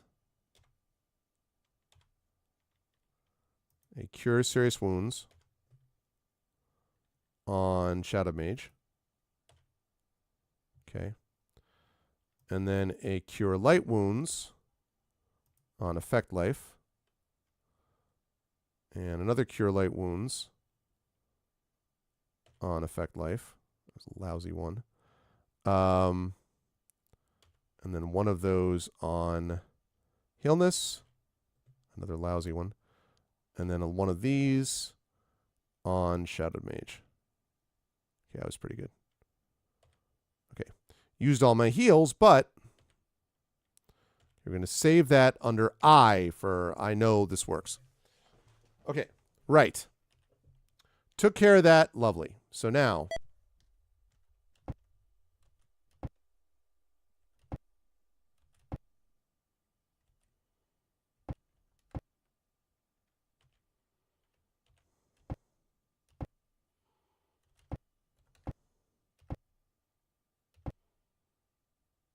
Whoa.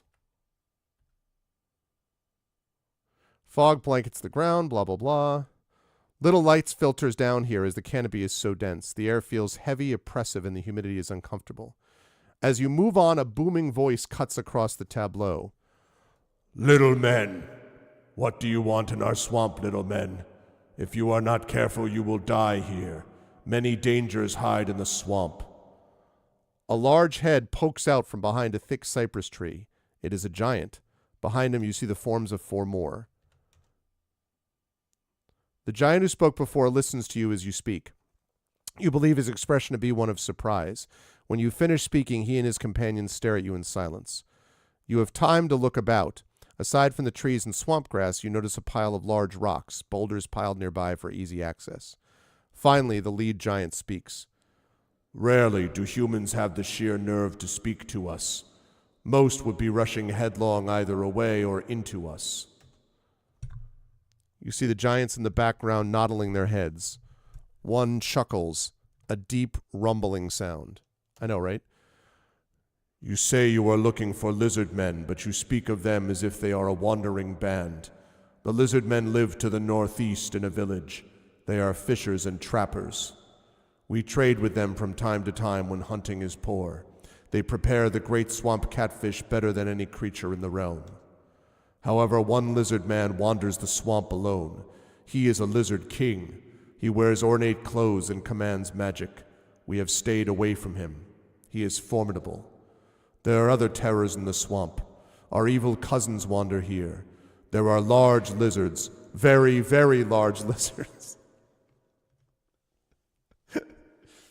There are large lizards, even larger lizards, mega large lizards, snakes of various sizes, and blinking lights, fairies that leave the tracks of lizard men.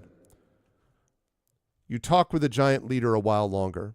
As you turn to leave, one of the giants in the background speaks for the first time. You may be interested to know that the lizard men have a new top for their totem, a shiny piece of gold and silver. It was added less than a month ago. Okay. So we have to go northeast? Is that what I understand? Northeast, I guess? No. The shrill cry of a crow cuts through the damp air, sending smaller birds flying and tiny lizards scampering into the water. Who's there? A hoarse voice shouts. Identify yourself, another one shouts. You do not see the speakers, but you can tell they're nearby. You stare intently into the swamp, and finally you see them, a pair of bedraggled huntsmen. So long as you're not lizard men, you're friends of ours. Are you heroes come to the village to reclaim the statue? You are, aren't you? We've been in the swamp nearly a week. In that time, we've spotted several lizard men hunting parties. We fought one such band over 24 strong, and the battle was fierce. In the end, we buried 2 of our own. We have buried our friends and now are heading home. Tefnut be with you if you continue on. Know this, though. The statue of Tefnut is indeed in the village. Simply march east from here. You cannot miss the village if you know to expect it. You question the adventurers, but they're too addled to provide much more information. Seeing their friends die at the hands of lizard men seems to have unsettled their minds. The village seems to be of 30, maybe 40 lizard men all told. Most of them are probably out hunting at any given time. With that, the 2 men trudge off towards Hala. Okay. Let's save this under C for continuing.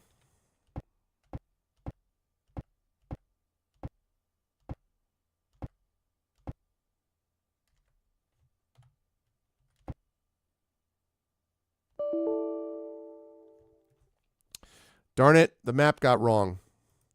Through the moss-draped trees, you see a village. It rests at a fork in a river. Thatched buildings and some buildings made of stone sit in the center of a clearing in the swamp. Farther out from the clearing, you see smaller thatched buildings along the bases of the trees. A few of the thatched buildings are built in the trees along the lowest branches. Milling about the buildings in the clearing are lizard men. You can see a few dozen. Some of them are small for lizard men, about 4 feet in height. Obviously children, they scamper about playing a game. In the middle of the clearing stands a totem. It is the trunk of a large tree, and it has lizard visages cut into it. Garish colors are painted on the faces. What catches your attention is what rests atop. It is an ornament of gold and silver. I back away from the village. Okay.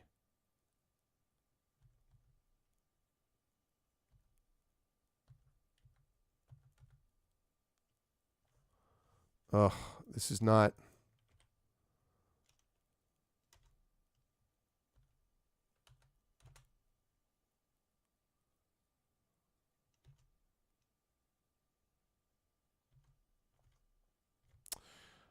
All right. I'm gonna restart this because the map is messed up and I'm not a fan of that situation.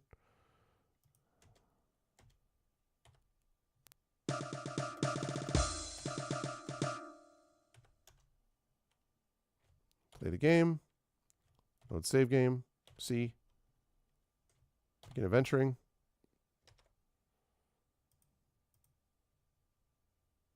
Okay.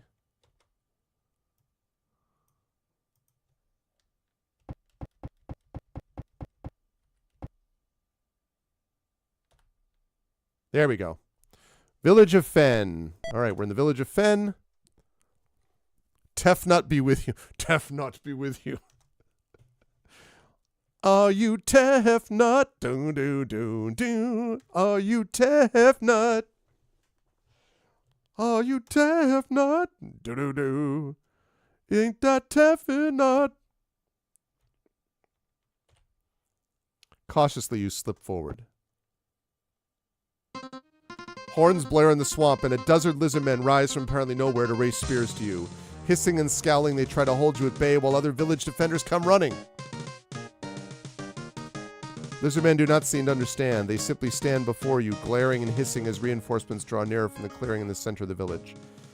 After a minute, another dozen of the creatures arrives. One lizard man, dressed in a manner you take to be ceremonial, attempts to communicate with you. When you do not attack and the shaman is convinced you mean them no immediate harm, he motions for you to follow him. He and his entourage escort you into the village. There's an entourage. Echo Alpha X5 suddenly hits your arm to attract your attention. Ow! Your friend points to the statue in the center of the clearing. It is the gold and platinum statue of Tefnut, a lion-headed woman of incredible beauty. Okay. They do have it, your friend whispers. I'm going to continue following him. I want to hear what's going on.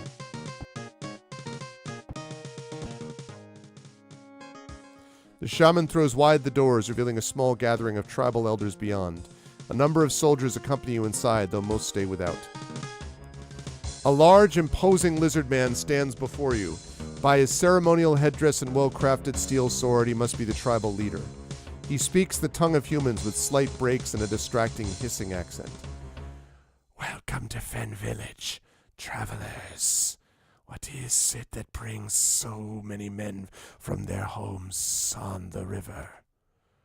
You answer honestly. The statue. Ha ha ha ha ha.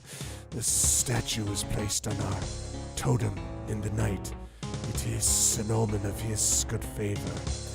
How do you propose it came to us if it was not from the great Samunanya? The shaman and elders nod in agreement to this question. Some are scowling bitterly. The chief goes on, We have lived here for generations in the swamp, much longer than the men. Not once have we started a fight with a man.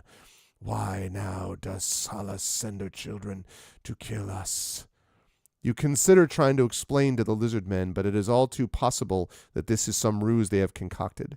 In humoring them, you could merely be feeding their ego over humanity. Or, though not probable, it is conceivable they're telling the truth. The lizard men grow impatient. The lizard man chief frowns at you, growing angry as you speak. Either you are boring them, the noble class of the tribe, and thereby insulting them, or they grow weary of the fools they have so obviously duped. Apologize. You turn to leave. One of the elders smirks and say, Should you find proof that our statue is not ours, feel free to entertain us again.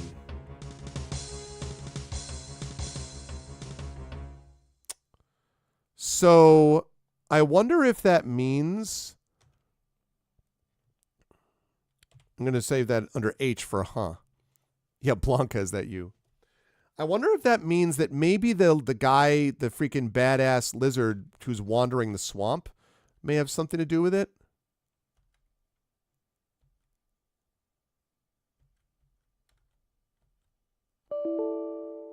God damn it.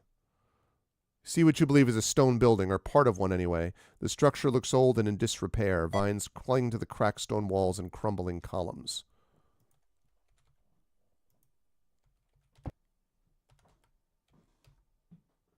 Okay. All right. As you come closer, you can tell the building is immense. It is probably centuries old, and it does not look inhabited. There's a bog near it, making it challenging to approach.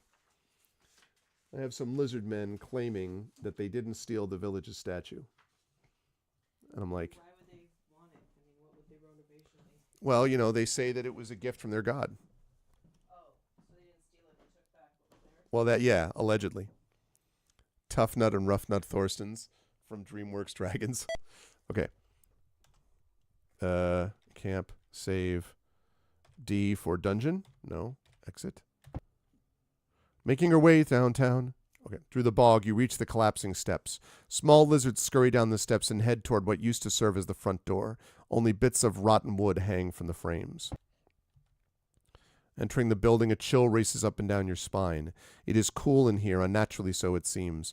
This main room is immense and empty. Not even remains of furniture can be seen. The walls glisten with moisture and display worn mosaics.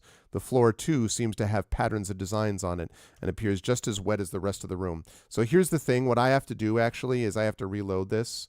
I have to load... Shoot. H for I think. Because I can't... If the map gets messed up like that...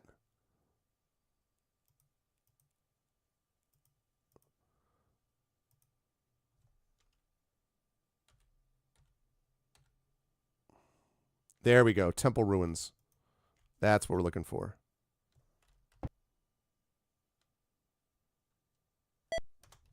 Otherwise, that map gets messed up and then it's not functional. Wish it were a little bit less janky than it is with this, but...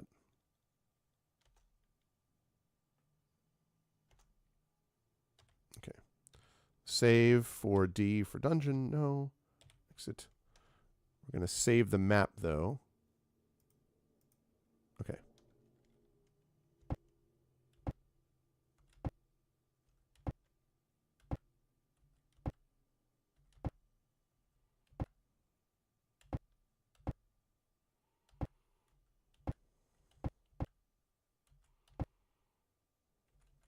Looks like that's taking me away from the temple.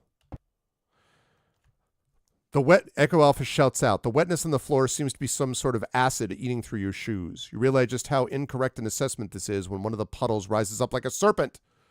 No, a battle against a serpent. It's a gray ooze?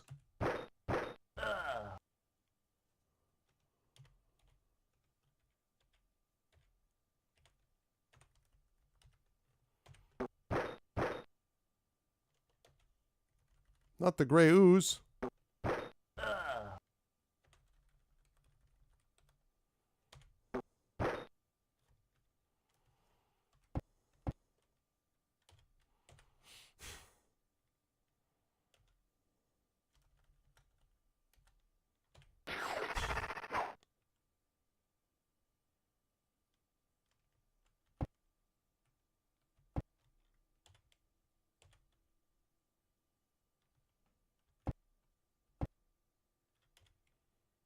Okay.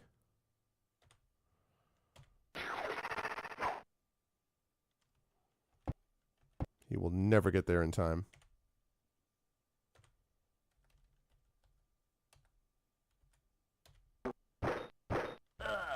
Dead. All right. Save this under D for dungeon. Okay.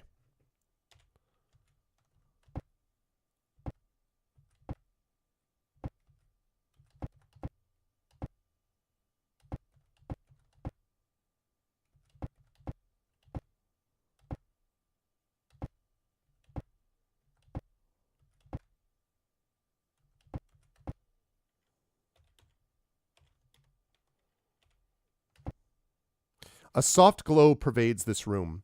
No doubt it is the luminous fungus and moss growing on the walls that are responsible for the light. Mosaics on the floor show masses of writhing snakes coiled about men and women. You notice that the men and women have green skin. Okay. In the center of the room on a broken altar are bones.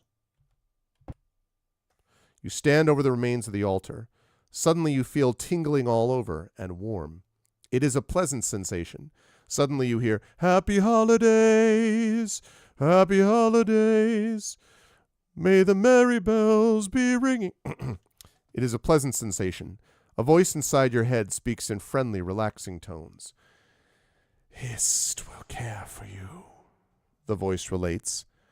"Hist cares for all those who walk the wet, humid lands, revel in Hist's generosity. Fellow swamp dweller, do you know the ways of Hist?" Sure. The sensation ends, though you are left with a feeling of satisfaction and ease of rest. Can I rest? Oh.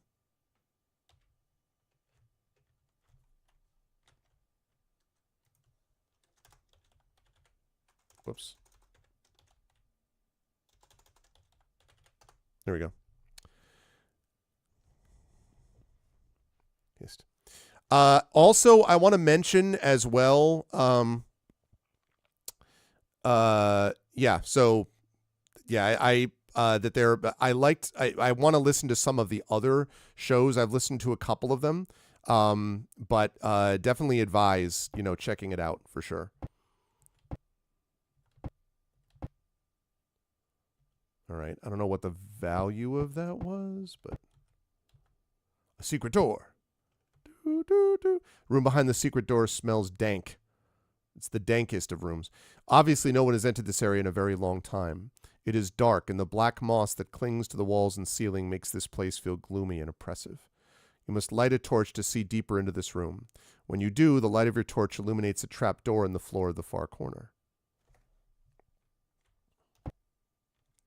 Party gathers about the floor of the trap door.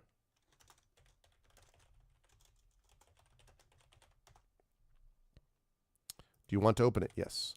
Opening the door reveals a rotted wooden ladder that descends into water. All right, Echo's going to climb down. His weight is too much for the old rotting wood. With a splash, your friend plummets 20 feet to the surface of the stagnant water. Echo Alpha X5 vanishes into the muck with a sickening plop. For 6 points of damage, with a gurgling cry, Echo Alpha splashes to the surface. Spitting, swiping at moss and small insects, your friend bobs about in a momentary panic. Quickly, you lower a rope to Echo Alpha, which is gratefully taken. Before returning, though, your friend calls up to you. There are rotting chests down here. One broke when I hit it, and I think they're full of copper and silver. Do you want to haul some of it up? You know it will be an arduous endeavor to raise any number of rotting chests to the surface without breaking them and scattering the coins in the water. Are they worth it? Yes. Because I need the experience.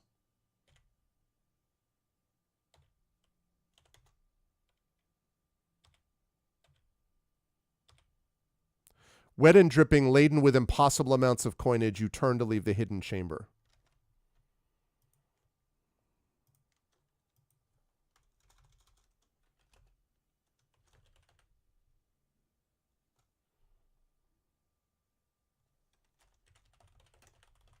Okay.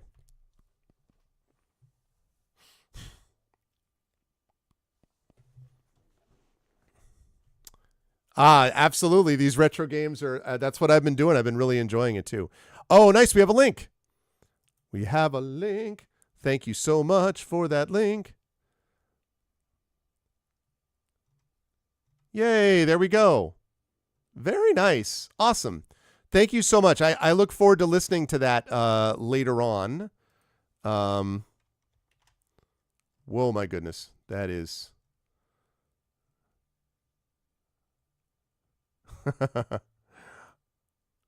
Thank you. All right, let me get...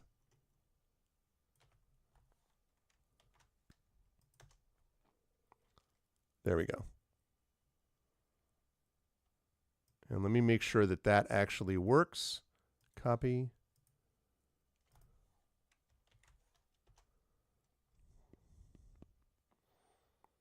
Yeah, perfect.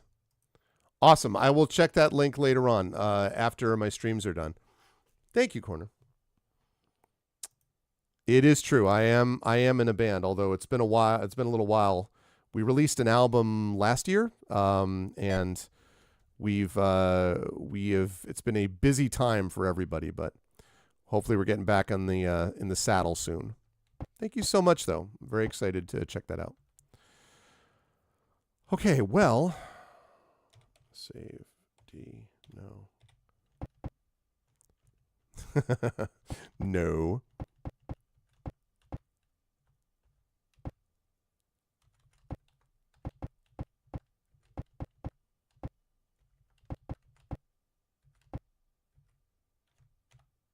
No.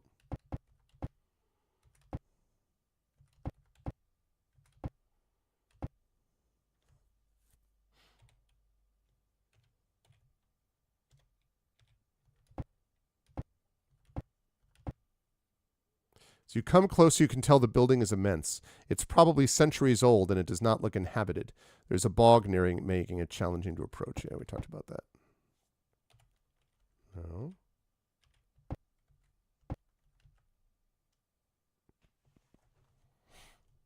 Okay. So over that way, over that way, over that way.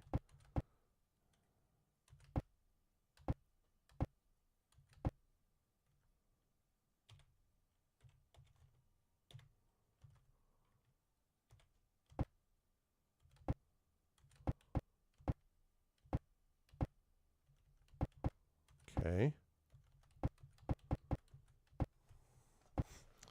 I am filling up my map area here.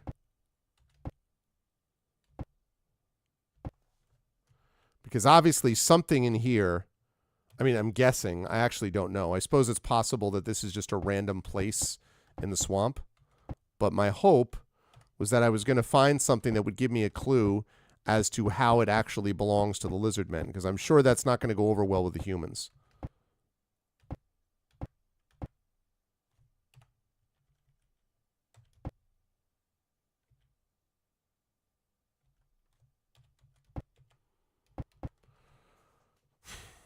Is that really all there is here?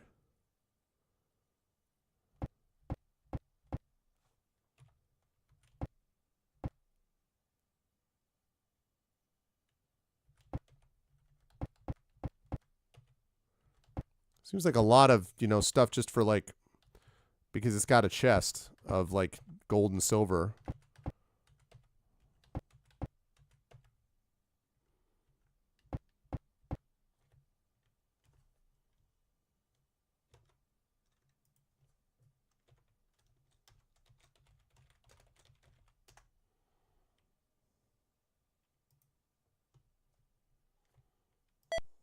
Oh, very nice. Very, very cool. Save which game? What am I saving? D. No, exit. Crap. Hate it when it does that. Okay, we're not going to do that because not going to do that. I need to have those maps functional.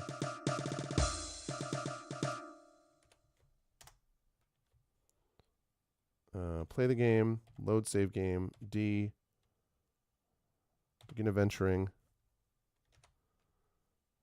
D, search.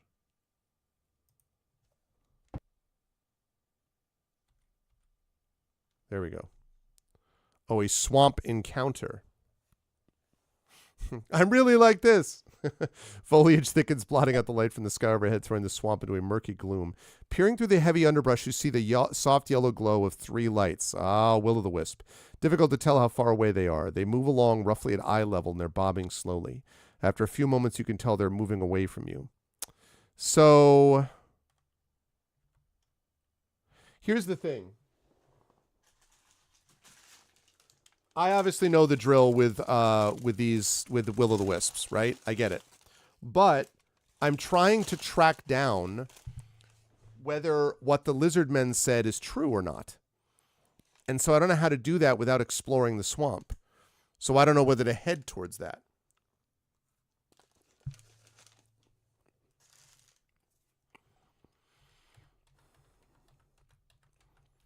Tom, when you did this, did you move towards the light or away from the light? Assuming you ran into this.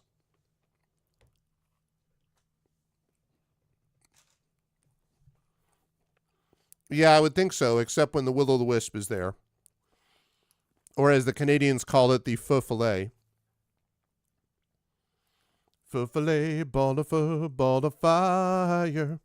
Attention, attention, feu follet. Doom, doom, doom, doom, doom, bum, bum, bum, bum, bum, ba, da, ba, ba, da, bum, bum. You follow lights into the swamp, moving carefully about deadfalls and judging bogs with the most care you can manage. You wander deeper in the swamp away from the path you chose. Still, the lights and whomever is carrying them, this is going to be an attack, but remain just ahead of you. After a while, you feel ready to give up on them, and something makes you keep going. You feel you need to know what lies ahead. Then, as exhaustion begins to creep into your limbs, Echo Alpha X5 steps away and readies for battle. Swamp creatures. Uh-oh. Oh my god, Hydra?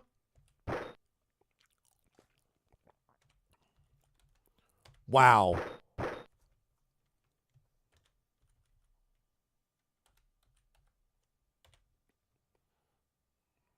Um.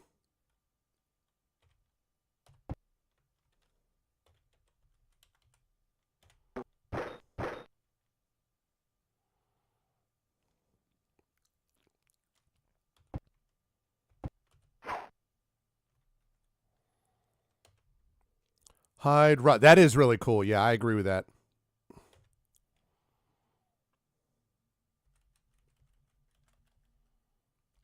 Oh, jeez.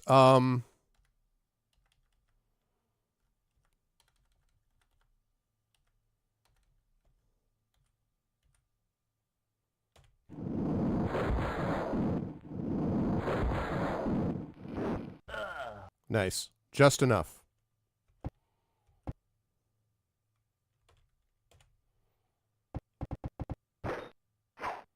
Pyrohydra? The hell is a pyrohydra?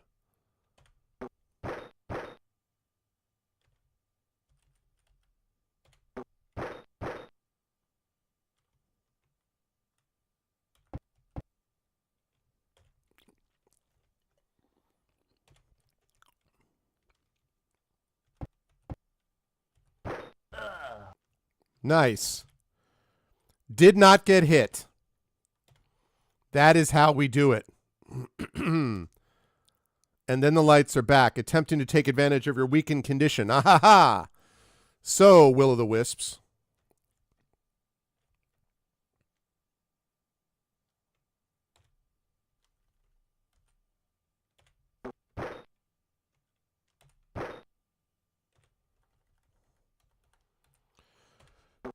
Joke's on you. I am not, in fact. I'm not weakened.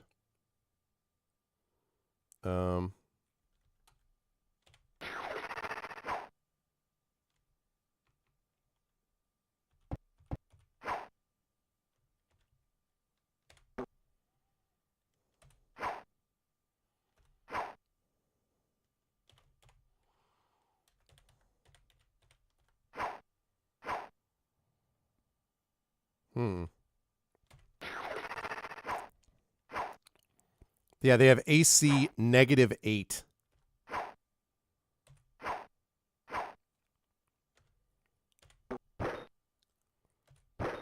I've hit him a couple times, though.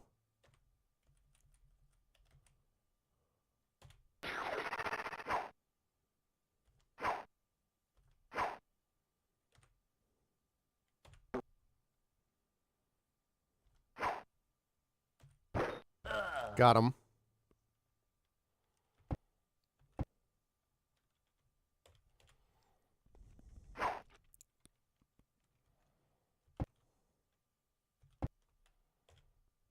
Oh, nice.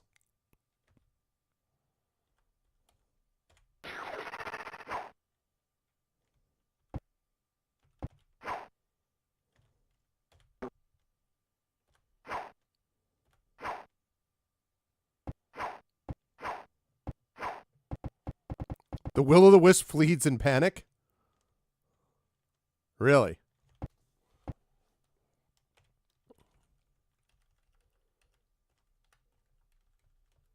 I don't think I'm going to hit it. Yeah, not likely.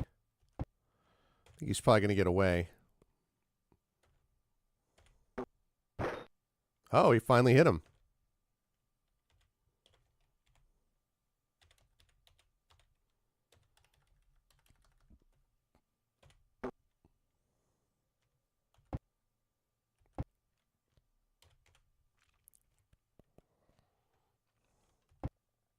Yeah, but -8 is still like, I mean, that's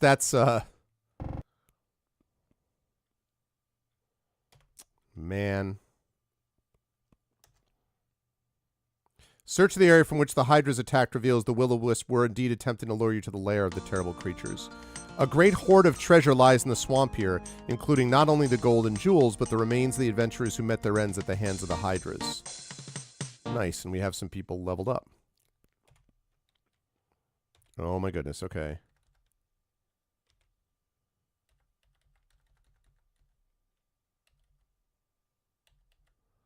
All right.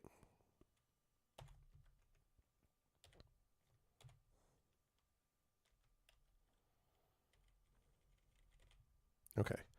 View items. Okay. All right. Let's see. So we're going to trade that to Effect Life. View items.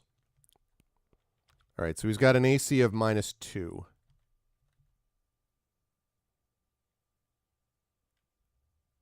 Wait, what did I just do? Didn't I trade? Didn't I say to trade? Trade. Effect Life. Maybe I just never did that. View items. -2 or 0. Yeah, that's not. That is not as good. Trade.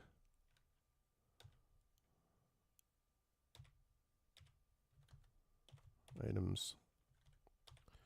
-3. Still -3. All right, I might just leave the cloak on, I guess. Oops. View items. Okay, he's got an AC -9.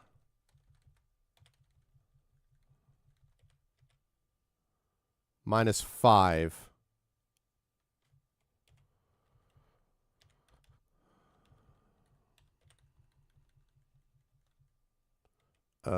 Trade to Hillness. Trade to Hillness.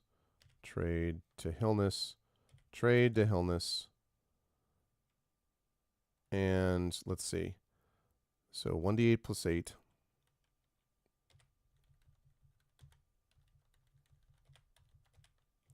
Okay, that's 1d6 plus 7 or 1d6 plus 1. So it's like a +1 bow.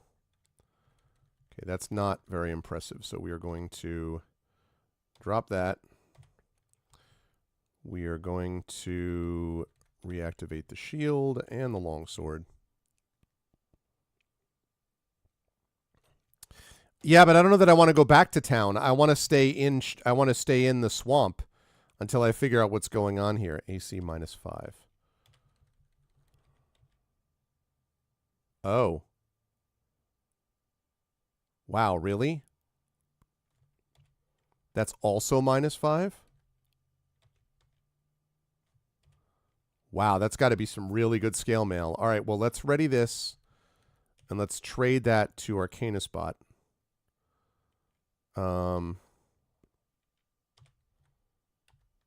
View items. And let's trade the Staff Sling to Arcanus Bot, the Flail to Arcanus Bot, and the Hammer to Arcanus Bot. Exit, exit.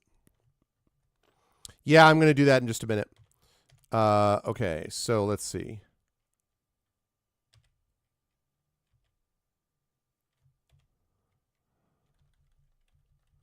AC -4.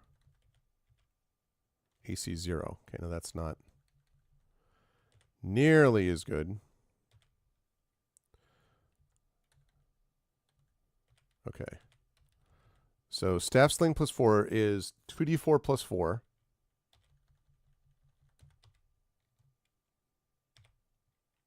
(2d4 plus 4). They're both Staff Slings plus 4.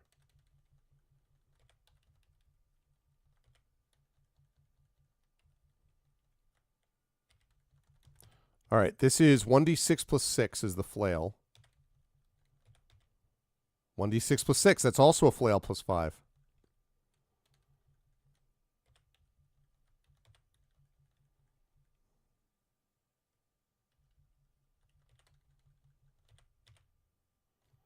(1d4 plus 1). Okay, I don't think that's a big deal, so we're going to drop that. All right, we're going to trade...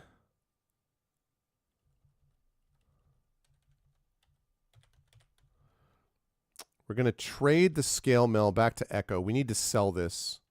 And the Staff Sling. And the Flail. Exit. And then we need to share the money.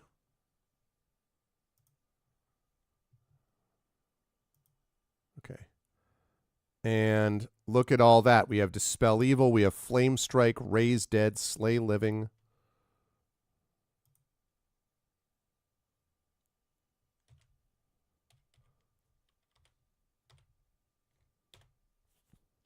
As you move away from the lair, you find yourself following the tracks of what appear to be a lizard man and a basilisk.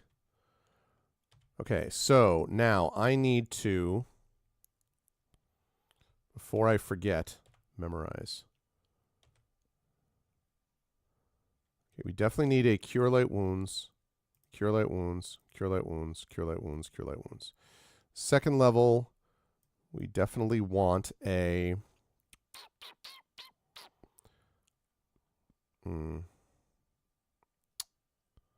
Snake Charm could be useful here, actually. Let's go with a Hold Person. We already got third level. Fourth level, we want Cure Serious, Cure Serious, Cure Serious. And for fifth level, Cure Critical. Oh, we have Raise Dead.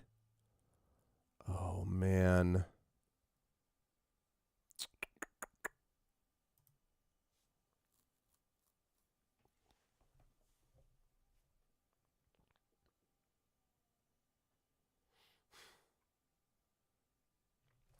Yeah, the gold box thing has a level up function, which I just decided it makes it's useful to use. You know, I don't know. I don't think, I mean, to the extent that it is cheating, I don't really know that it is, but to the extent that it is, I don't care. It's a quality of life thing that I think is useful. Okay, we're going to save this under G for good going. Good God.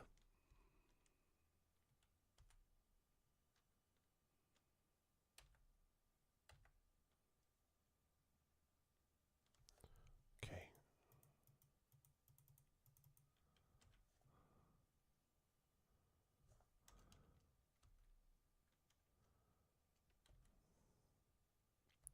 I mean, I guess I'll go back to the village.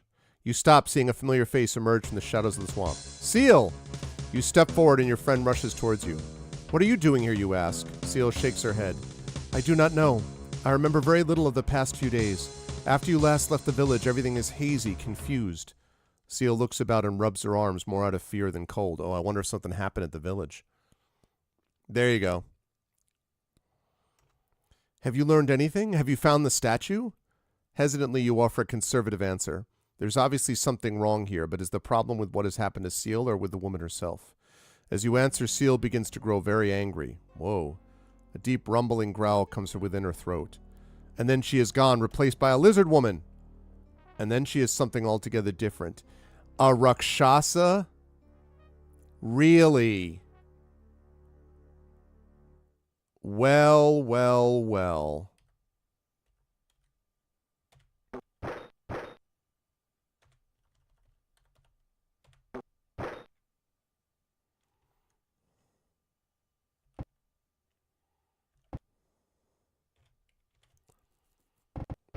God damn it. Ow.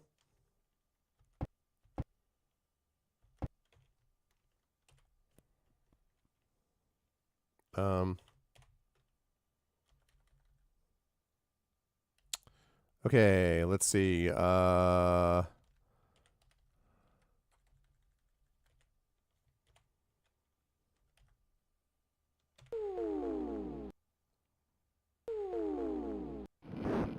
Ow. Stop hitting me.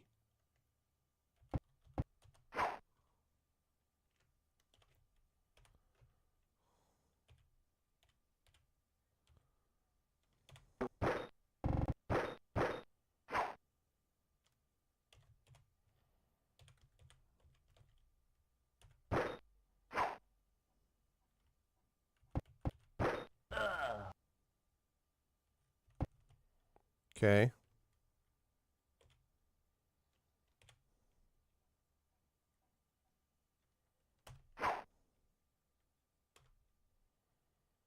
Hmm.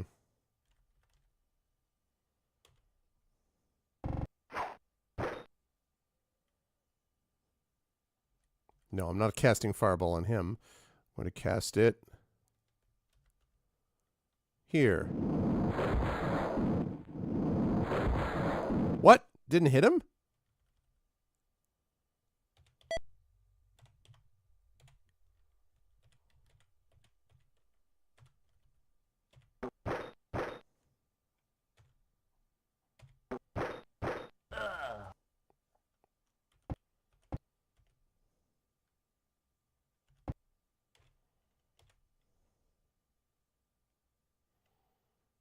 Um.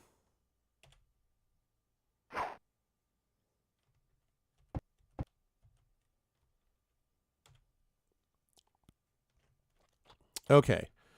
So.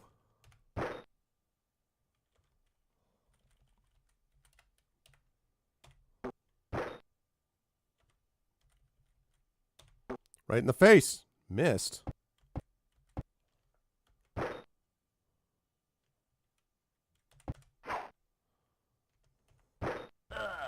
Nice. 2,000 experience. Effect life's almost ready to level. The swamp is silenced once more. The bodies of the Rakshasas dissolve into the muck. Well, that's unfortunate. I'm going to save this under F for paying respects. No. Okay. Can you lay on hands, please, onto effect life? Very clutch right there. That was good. Okay. F. No. Exit.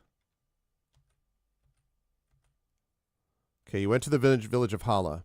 Seal, the real Seal, meets you at the edge of the village. She's very anxious to hear how things went in the swamp. I mean, there's all kinds of things that happen in the swamp. First of all, view items. ID. Scale mail +3. Okay, we're going to sell that. We're going to sell that. Well, we do have the best viewers on Earth, but not with bots. And we're going to sell that.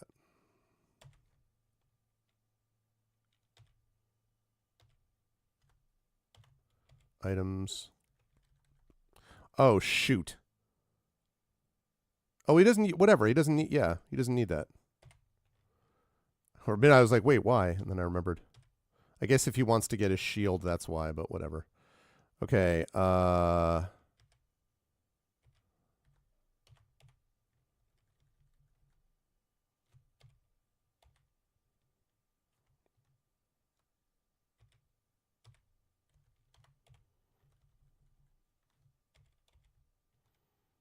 okay.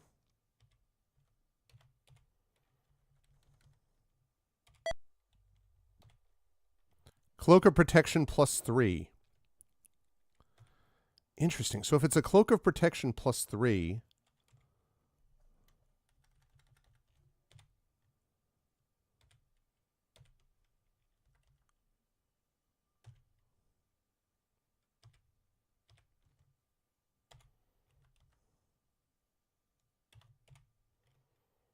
Oh, he has a Cloak of Protection +5. That's why. Okay, well...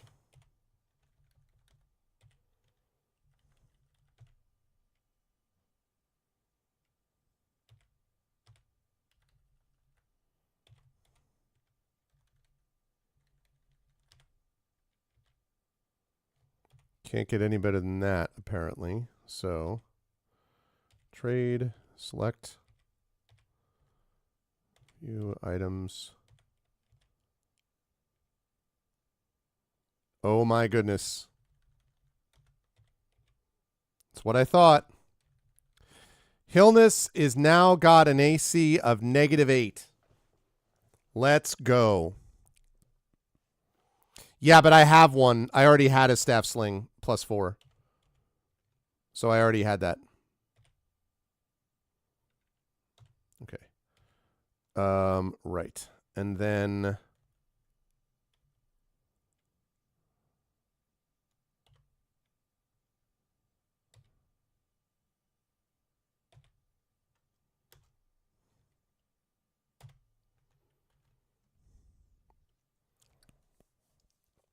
Nice. That is exceedingly good, yes. -9 AC, -8 AC is very, very good, Darth Susu, in this edition. Okay, we're going to go to the inn. We'll do fix, then we're going to rest. Look at effect life is almost ready to level up. But I'm kind of stuck, though, because if... I mean, so there were the Rakshasa, but I don't know whether that means... I don't know whether there's other spots in the swamp. I don't want to just wander around for random encounters. So I don't know if that's save as A. No. Exit. Select. Whoops. Select. Oh, because it doesn't matter? No. So Tom, Tom, do you know the tracks of a jaguar? These are the tracks of a man the size of one of these centurion trees. They blend into one another from one step to the next, as if the jaguar became the giant. The leafy canopy is so thick here, blah, blah, blah. Scene is at once beautiful and frightening, and the air is still. Tom, do you know, did you just wander around the swamp until you found, like, the lizard man king guy? Or is that not what I'm supposed to do? Not even the sounds of birds or insects are present to keep you company. As you survey the scene, movement catches your eye. You had to look twice to be sure what you saw. A tree is moving. No, several trees. They seem to be closing in on you. All I want to... I don't necessarily want a complete spoiler. I guess all I want to know is whether or not I'm on the right track. Water oak.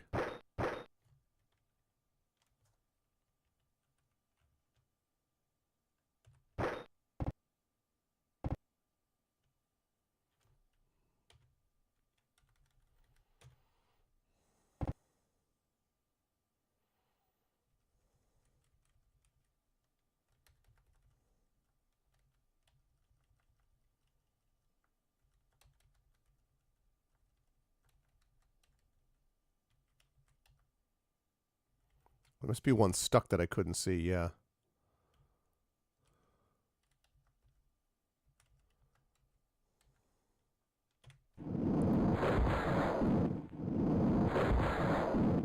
Should have gone further north.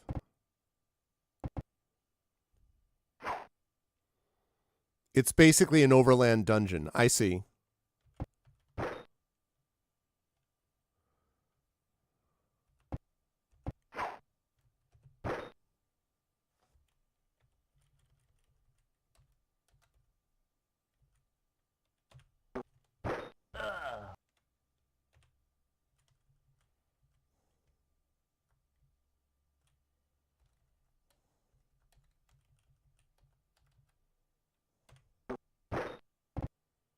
They look just like stuff on the map, so it's like...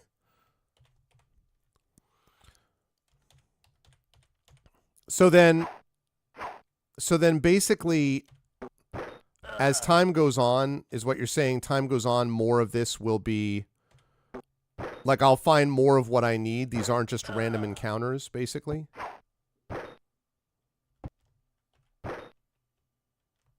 Let's see.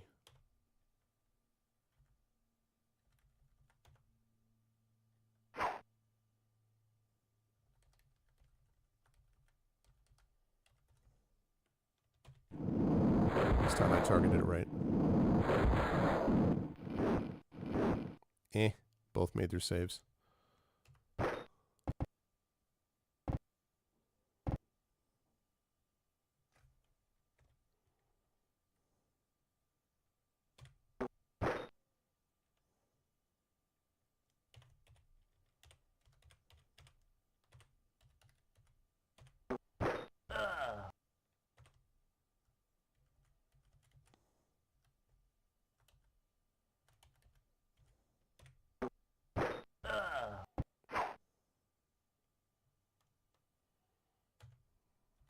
Let's do that.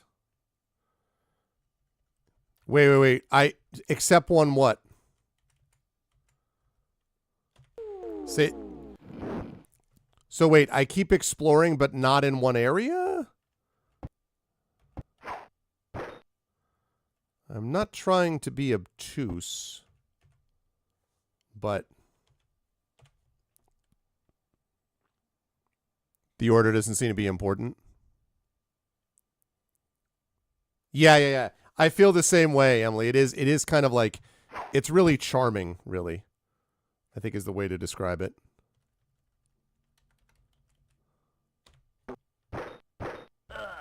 Dead.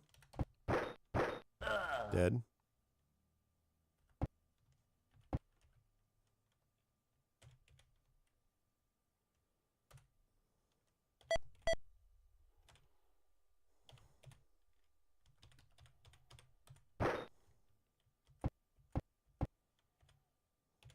Okay.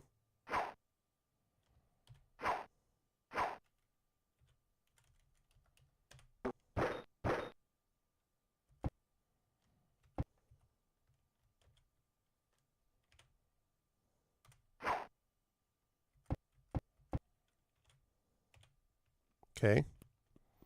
Yeah, I love that Hydra icon. There's one encounter that you can trigger more than once. But I mean, if going around and getting these encounters is basically I'm on the right track in doing that, right? That's my question. It sounds like like I'm on the right track in doing that. And I just want to make sure that that's more or less accurate. Okay.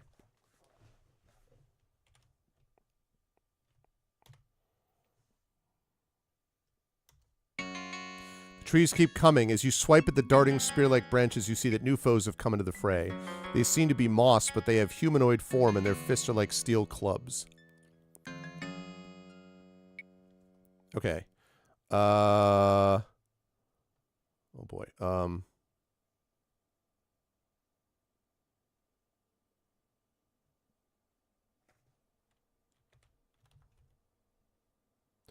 Algoid.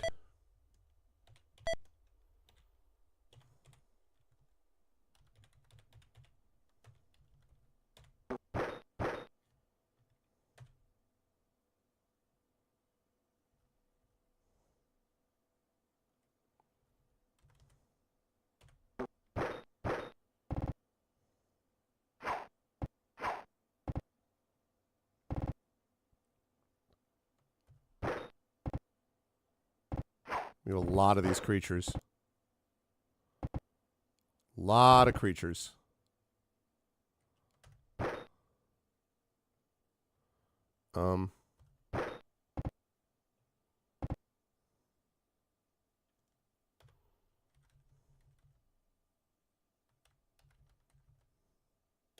Still feel like this is going to work best against wood.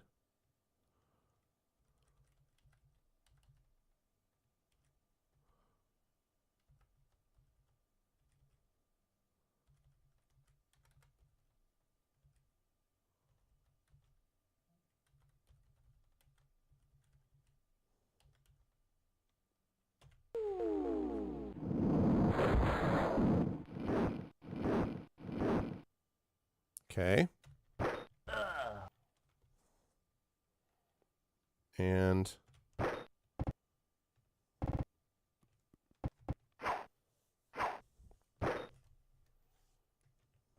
yeah, I did note that it was a pretty big freaking fight. I did notice that for sure. Okay. I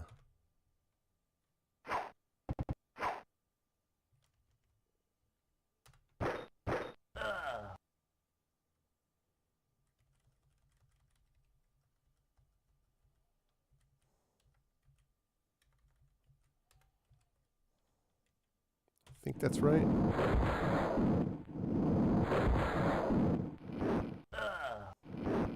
Nice. Why didn't it hit the Algoids, though? Should have hit the Algoids, I thought. Unless they're immune to it.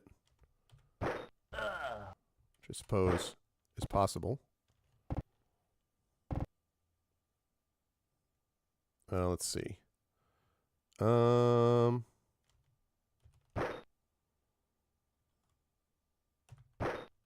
Nice. Hey, thank you, Effect Life. I killed like 100 lizardmen at once. That did happen once. Oh, I didn't know that Algoids are immune to Fireball. Thank you so much, Effect Life. You should notice, Effect Life, that you've been fireballing things to a fairly well here. We are getting the job done to the extent we can. Nice. That's what I was hoping would happen.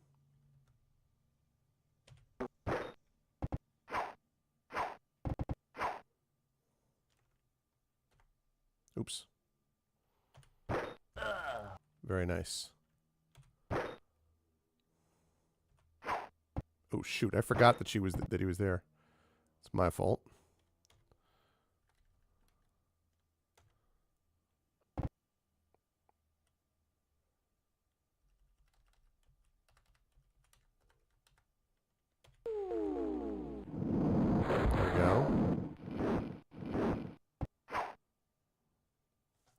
A lot of spells being used, but I think it was the right one to do.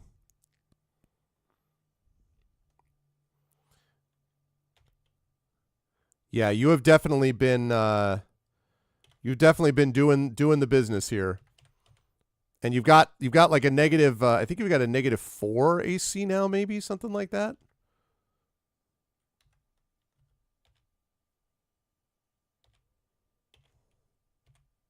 Oh, that's why.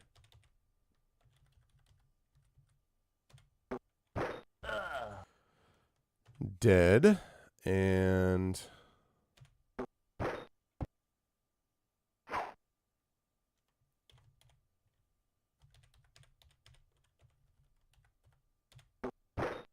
dead.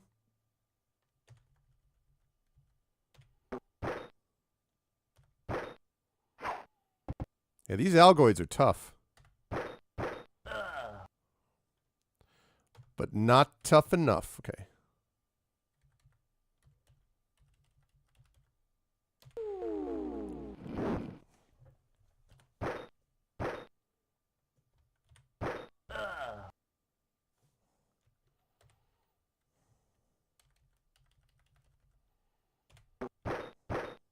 Okay.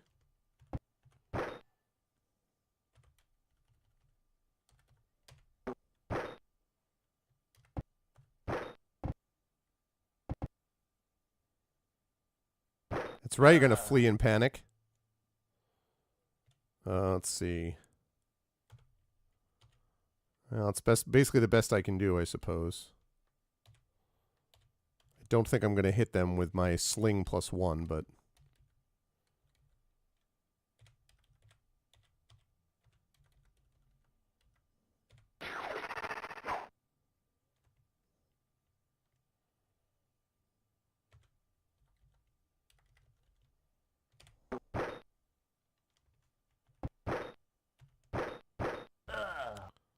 Wow.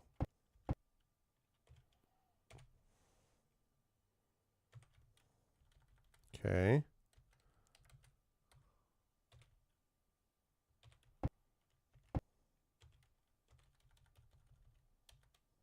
There we go. Hit you on the roots.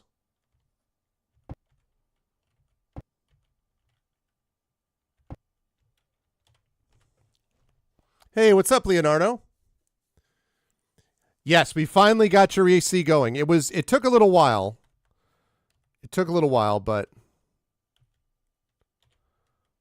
you have -2, actually, is what you have. But we have finally, and we've got you a Wand of Paralyzation, although it hasn't worked so far on anyone we've used it against. Oh, he hit.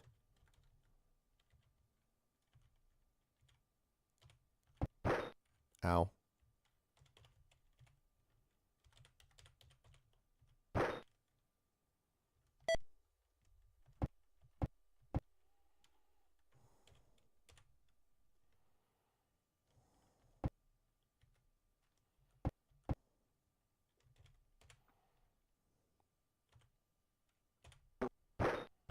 Nice. There we go. Got them all. 700 experience. You're also about to level 10, I believe. And I am indeed the author of Gray Shade, Leonardo. I am indeed that author. Swamp falls utterly silent once more. You've come to the right place if you were looking for that person, because that person is me.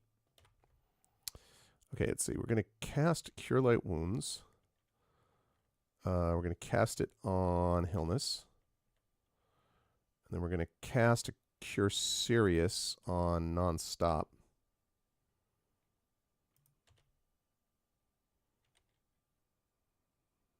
Okay, I think that's pretty good. Alrighty. So we're going to save that under F for... F if I know where we're going.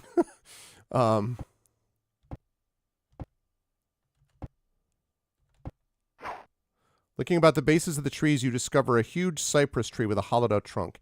Inside the wet trunk are the possessions of the adventurers who fell prey to the vengeful nature spirits. You just started last week and you're loving it so far. Oh, nice, Leonardo. I'm so glad to hear that, and I'm glad that you're enjoying it. May I ask where you tracked it down, like how you found out about it? Because we actually have a big promotion that's going to be coming up over the weekend. My publisher has put forward this big promotion that's going to be sending it out to a lot of people. So, or sending out information about it, I should say, to a lot of people. So I'm curious about that. You Googled other books by you and found out you already follow me. Nice. Well, you came to the right place. That's there are 3 books in the series. That trilogy is now complete. Book 2, Renegade, came out last year, and then Heretic came out this year about 2.5 months ago. And but I am very pleased with it. There's a tabletop role-playing game coming out with it as well. We also have a Gray Shade audiobook. We have more audiobooks we're looking to do, so that's the stuff. Amazon suggested it to you. Ooh, I like to hear that. That makes me feel all warm and fuzzy inside. I am glad to hear that. Thank you for letting me know. That is actually really cool to know. You also find a book. Although most of the pages have been ruined because of the water, a few are still partially legible. You read, Hosky, Style, and myself have been wandering in this godforsaken swamp for 3 days now. We've caught a few glimpses of lizard men, hunting parties, I believe. When we tried to track them, we only got lost. I know between the 3 of us we could take on a desert lizard men. We just had to be able to catch up with them. They move so quickly through the swamp. The 4th night out, we saw a pair of ghostly lights flickering between a pair of cypress trees, lanterns maybe. They were too uneven to be the eyes of something. Good thing for us. Would have followed them, but Hosky is hurt. We're tired and low on food. Drums in the deep. We cannot get out. In the distance, probably about a mile. That really is so cool. I'm glad that you told me that, Leonardo, because that's, you know, trying to get feedback from people on where they gather information about this stuff and what gets recommended via algorithms and stuff is really useful for us. So thank you for letting me know. We could see a stream of smoke rising through the trees. Must be a campfire or a cooking fire. Maybe the home of the lizard men. We're going to investigate. Hopefully the smoke will lead us to the lizard men. If not, we'll have to turn back and get more supplies. We're sopping wet and about a quarter mile from what looks like a village. Thatched houses, movement. Style says he sees lizard men tracks. Well, this must be it. Tefnut be praised. The village elders will be so happy. And thus ends the diary of an unnamed adventurer from the village of Hala. Light crossbow. Huh.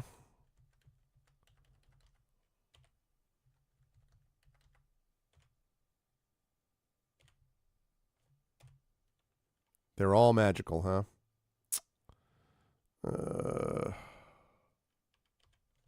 Pool. Take. Items.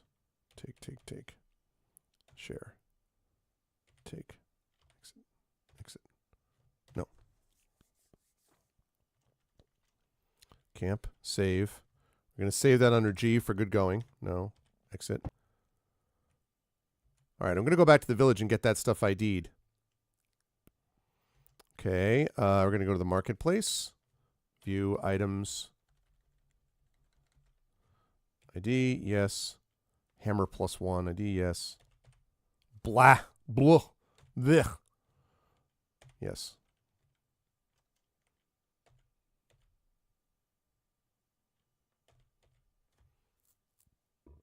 Tefnut be praised.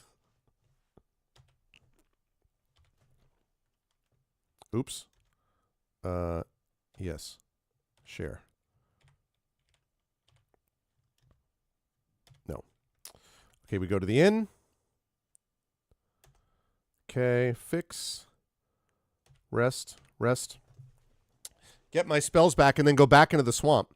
So I guess what I'm gathering from what you're suggesting, Tom, is that I just need to basically go into the swamp until I find the person, the lizard man, who can basically give me the info. Because the way I'm seeing it at the moment is that the lizard men are telling the truth, but it kind of doesn't matter, right? Like that they're telling the truth, because ultimately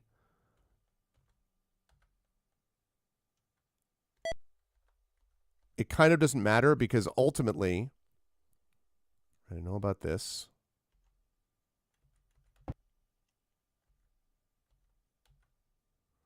You stop in mid-step as over a half-dozen heads larger than horses roar deafeningly. You stare into the swamp as a dreadful beast emerges from the darkness. Okay. Can't go there. Great.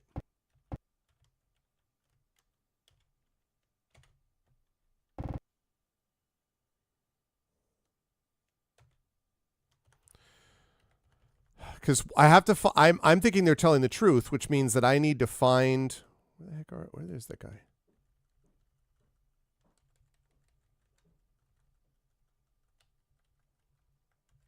I need to find the guy who brought the totem to the lizard people, so they can learn that it's not theirs. I think basically. There it is.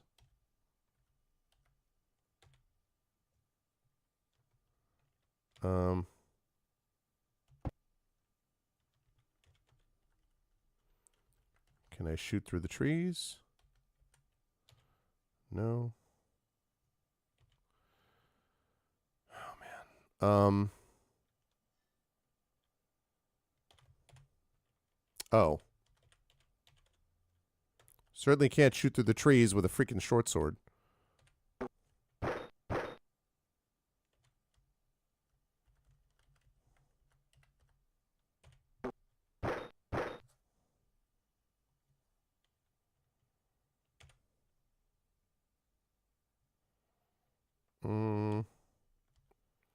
I can do one magic missile. The lizardmen will laugh at you. Do I just need to go back there and kill them? Is that the deal? Is that what we're hearing here? Can I not hit them? Oh, am I blocked off? Oh, darn it. Yes, abort spell. Guard.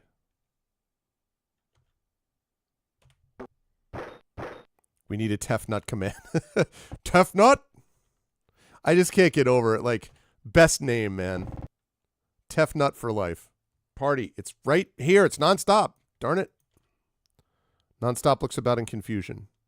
This Hydra's lair has been here for many years, but look about. There's absolutely nothing of value. Either it slew nothing but the impoverished, or some creature looted it without leaving a sign of its passing. Save as C for continuing. No, exit. Yeah, I mean, if there's a Tefnut command, returning without proof of conspiracy would surely bring a battle.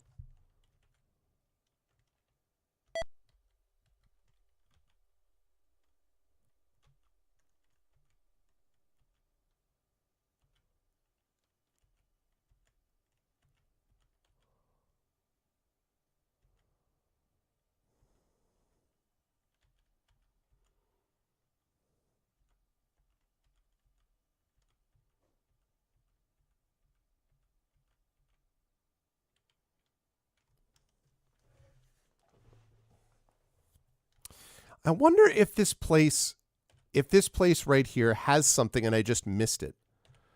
I don't, because I felt when I first came in here that it felt like Much Ado About Nothing. Like, what was the point of having this place here in the first place? But I explored, I thought, everywhere in this building. This place is a waste of time. Okay.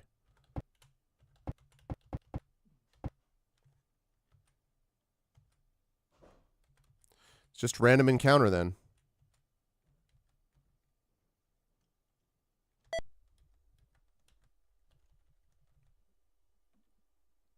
Oh, shoot. Okay.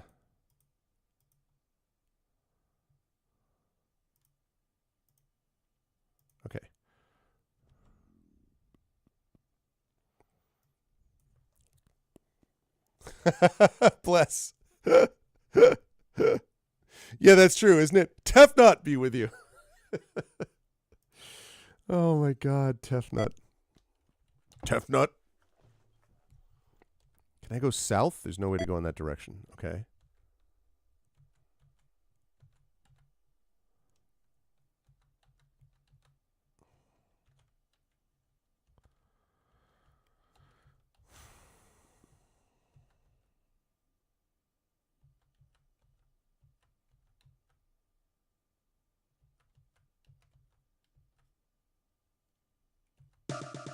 You stop staring into the swamp. There with a single attendant at his side, it's this guy.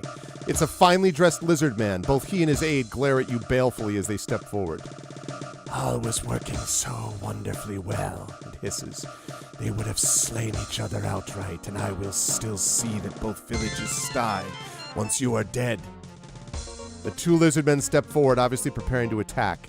And as they do, they begin to change. The facade drops and you see your true nemesis. So it is Rakshasa. Oh, look, it's a badass Rakshasa, too. Rakshasa Raja, huh? Woo! All right. These guys.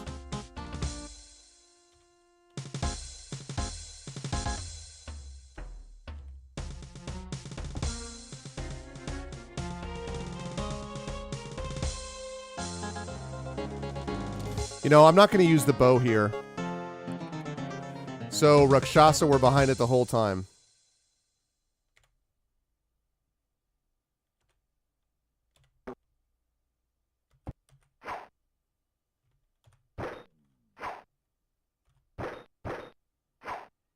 I'm actually glad they're here because I'd rather that they be here than shooting missiles at me from a distance. From a distance. This probably isn't going to work, but...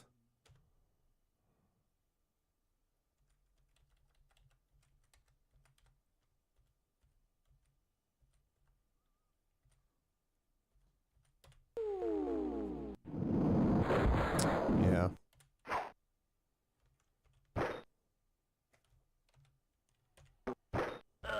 See ya, Rakshasa.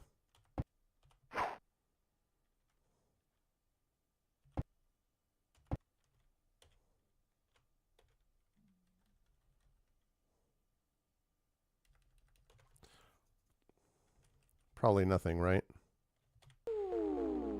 Yep. Ooh, lightning bolt. Pretty weak, though. That's cool. That I actually think that's really neat. That Rakshasa. I don't think there's enough done with Rakshasas.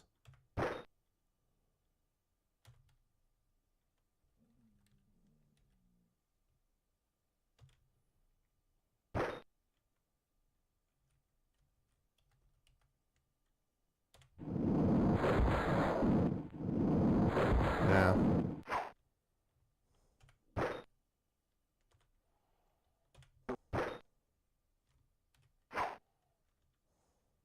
I'm just going to have you hang out.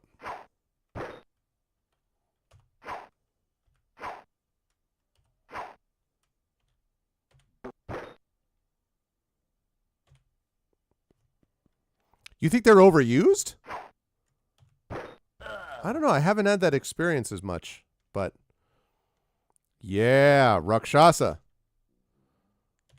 Let's go. Oh, Eyes of Charming and a shield.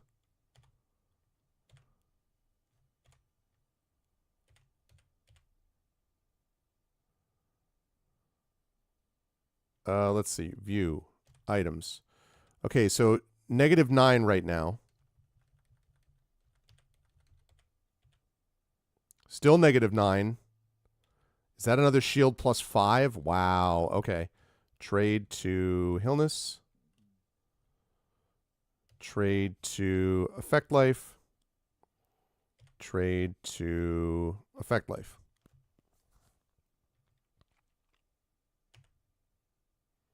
Their motivations are mostly silly. I guess. All right, he's not going to get as much use out of that. Trade to Arcana Spot. View items. Instead of a shield +1, which gives you -4. -8, baby.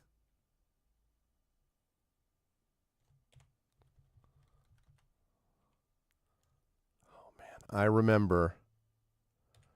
remember, chat, when we were like, never going to find any armor ever. And now, finally, we have found the benefit. Okay, -2 AC. Here you go, Effect Life. Let's see. It's going to be hard to be better than that. 1. Okay.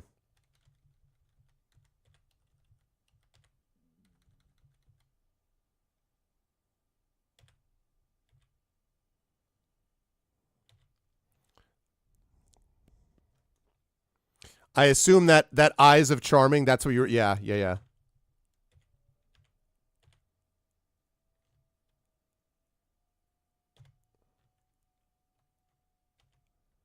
Okay, so save it under E for excellent. Oh, and also level up. Mage level 5 per day. Yes, so I already got I think I got Charm Monsters, I believe. I have not yet got Cloud Kill. So we're going to do that.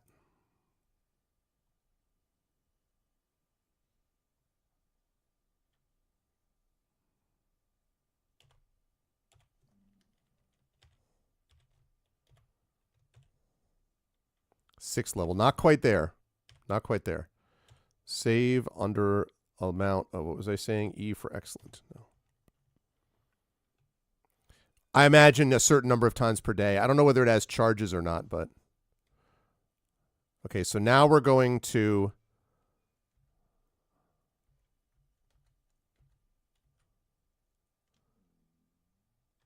Yes, I have information. You meet the Lizardman sentries and convince them to grant you another audience with their chieftain.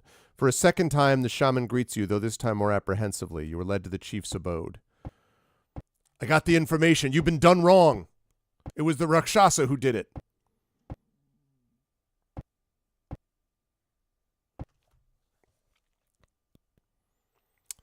Just one more thing. Not always able to chat here, so I'm basically a lurker, and I'm from Brazil. Sometimes different time zones get in the way. Most important thing is I'm pretty much reciting the first rite of devotion as a mantra over and over. It's so freaking cool. Can't thank you enough for the book. I know I just started it, but it's the best reading of the year so far. Well, let me tell you, Leonardo, first of all, thank you for joining us always whenever you're able to make it. Totally understand. Secondly, that is just, as Emily will tell you, that is just manna from heaven for an author to hear praise like that. So I'm so glad that you're enjoying it, and I'm glad that you like it. And all I can say is if you like it, there's more where that came from in the book. You know, there's a lot more stuff to go with that. And if you keep reading it, this is no obligation, but as my good friend Prince Justin always says, if you enjoy what you see, if you enjoy what you've read, please consider leaving a review on Amazon for it, because it really does help us out. There's never any pressure or requirement, but since people sometimes ask, like, this is so awesome, what can I do to thank you? Besides having bought the book and telling me, which is the most important thing, that you are enjoying it, which is the best part, the second thing is also to leave a review. If you like it and enjoyed it, consider doing that. But the most important thing is I'm so grateful you told me. So thank you. That's very awesome to hear. I love it. So thank you. Yeah, and the reviews do not need to be fancy. They can just be like, this book is awesome, or whatever. Like, I loved the Rite of Devotion, you know, like whatever it is. And thank you so much. I have several Brazilian viewers, and actually the guy who was the artist for my graphic novel Icarus that was also done through Athos Arts was from Brazil. So big fan. And I'm glad, I really do appreciate that you're saying that, because it does mean a lot to me. So thank you. I'm glad you enjoyed it. Again, more where that came from, like I say. The Lizardman chief and the village elders listen to your explanation, frowning unhappily. More than one elder begins fingering the pommel of his sword. You continue on with your explanation, knowing you will not be given another opportunity if this doesn't work. Finally, you finish. You have explained everything you saw in as clear detail as you could muster. The hydras, the illusions, the rakshasas. The elders frown, all but one who laughs openly and bitterly. The elder watches you with stoicism. I have long wondered about this strange lizard men wandering the swamps. All creatures avoided them, and the swamp itself seemed to dislike them. Portents were bad concerning them in all their number.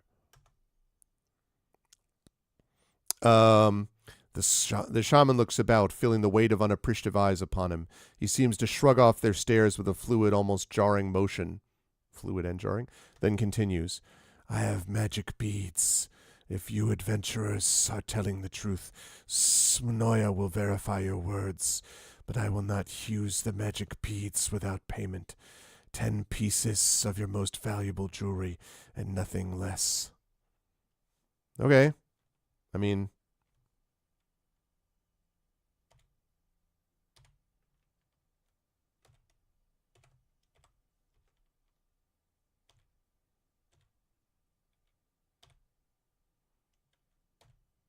Satisfied, he leans back and fishes a pearl from his pouch. Opening his mouth, distending his jaw, he slowly swallows the gemstone. Momentarily, his eyes roll back in his head, and then he begins to speak. The evil spiritless herdmen worked against both their kin and the men of the Leal. They are dead, banished from this world at the hands of the men before us. The swamp is a better place for this. For a moment, the chief's home is utterly silent. The shaman sits up, apparently stunned by the experience, or perhaps just the outcome. The heavens never lie, grumbles the chief. You are indeed heroes, and you have seen through a powerful illusion. We shall give to you the statue of the men of the Leal to take back to them. The lizard man greater shaman takes you out of the elders' conclave, leaving them to hiss amongst themselves. Still dazed, the shaman gives you the icon in silence and escorts you away without a word. This is a very cool little mini adventure. Can I just say, like, this is, I'm not saying it's like incredibly complex, but this is pretty neat. We got a chance to actually bring two villages together. It was the Rakshasas who planned it the whole time. Like, I really dug this one. This is very cool. Plus, we got Tefnut be with you out of that too. Very neat. Tom.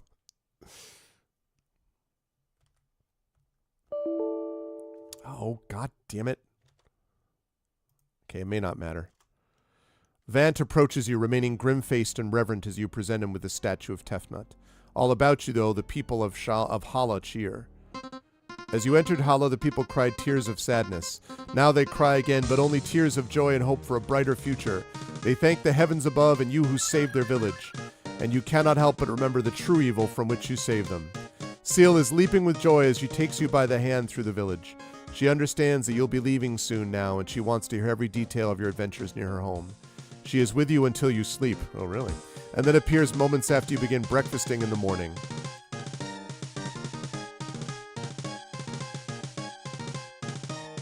Okay, best rooms. Tefnut be with you. Yeah, good call, and thank you for letting us know about it. Thank you for letting us know about it, Tom. All that remains is the question of where you will head next. Awesome. Okay, well, congratulations. You have returned the statue of Tefnut to the village of Hala. Bonus experience will be awarded based on how successful you were during this adventure. You successfully found a peaceful resolution concerning the tribe of lizardmen. This was a very tricky situation requiring patience and perseverance. You did manage to return the statue to the village of Hala. The villagers will now rest under the assurance that they have the blessing of their deity. Likely most difficult of all your trials, though, you managed to locate and identify the true evil of the swamp, a Rakshasa noble. It was his foul plot to trick the men and lizardmen into murdering one another. You may now journey on to other adventures.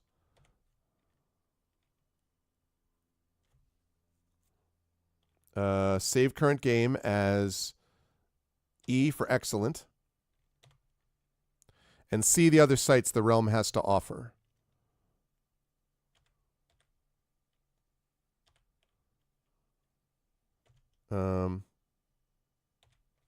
No.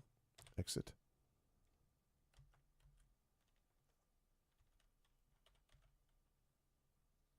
Okay, so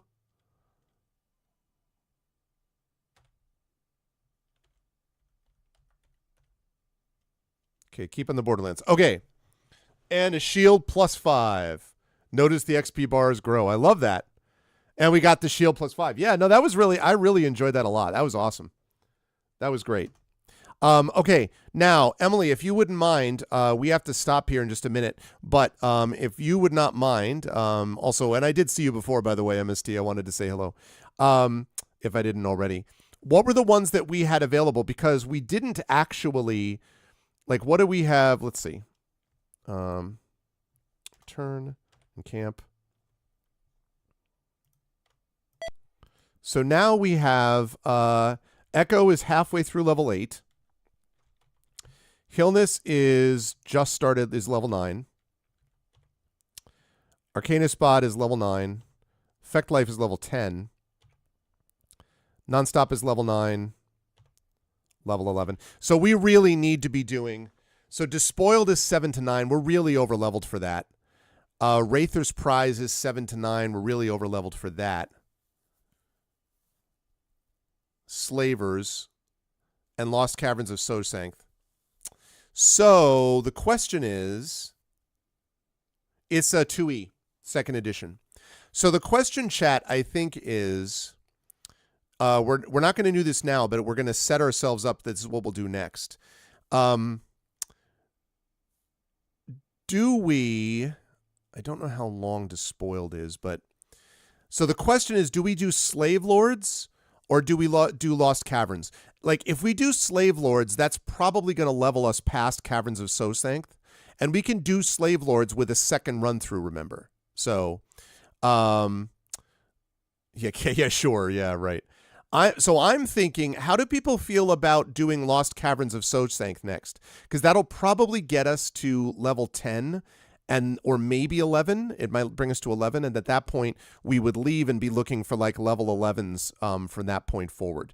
And that might be another area of the realm entirely, I think. So how are we feeling about Lost Caverns? Yeah, it's second edition. Lost Caverns, yeah.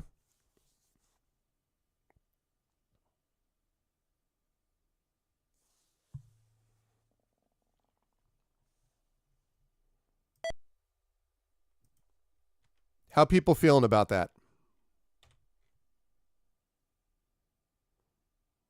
Yeah, I figured that's what that meant.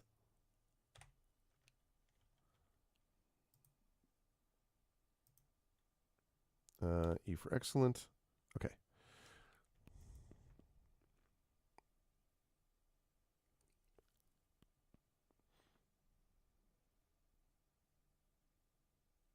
Well, they go all the way. Yeah, but they kind of mix this together. They go up all the way to like level 18 to 20. So, okay, we're going to remove. This is what, level 18? So we're going to remove Echo Alpha. Going to remove Hillness. Going to remove Arcana Spot. Is everyone cool on Lost Caverns? Is everyone cool on doing Lost Caverns as the next one that we're going to do, which will be probably Thursday?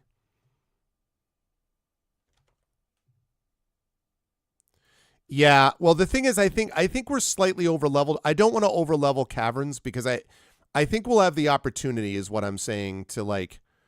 I think we're gonna get our chance. Only if it will be remade. We will remake the Caverns. Okay. Tom, do you happen to know what which one Lost Caverns is? I can actually check it out as well. Lost Caverns.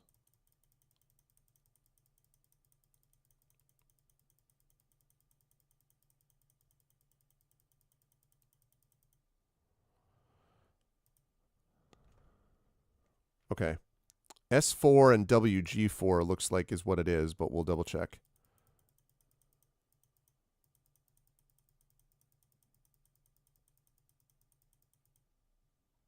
Okay.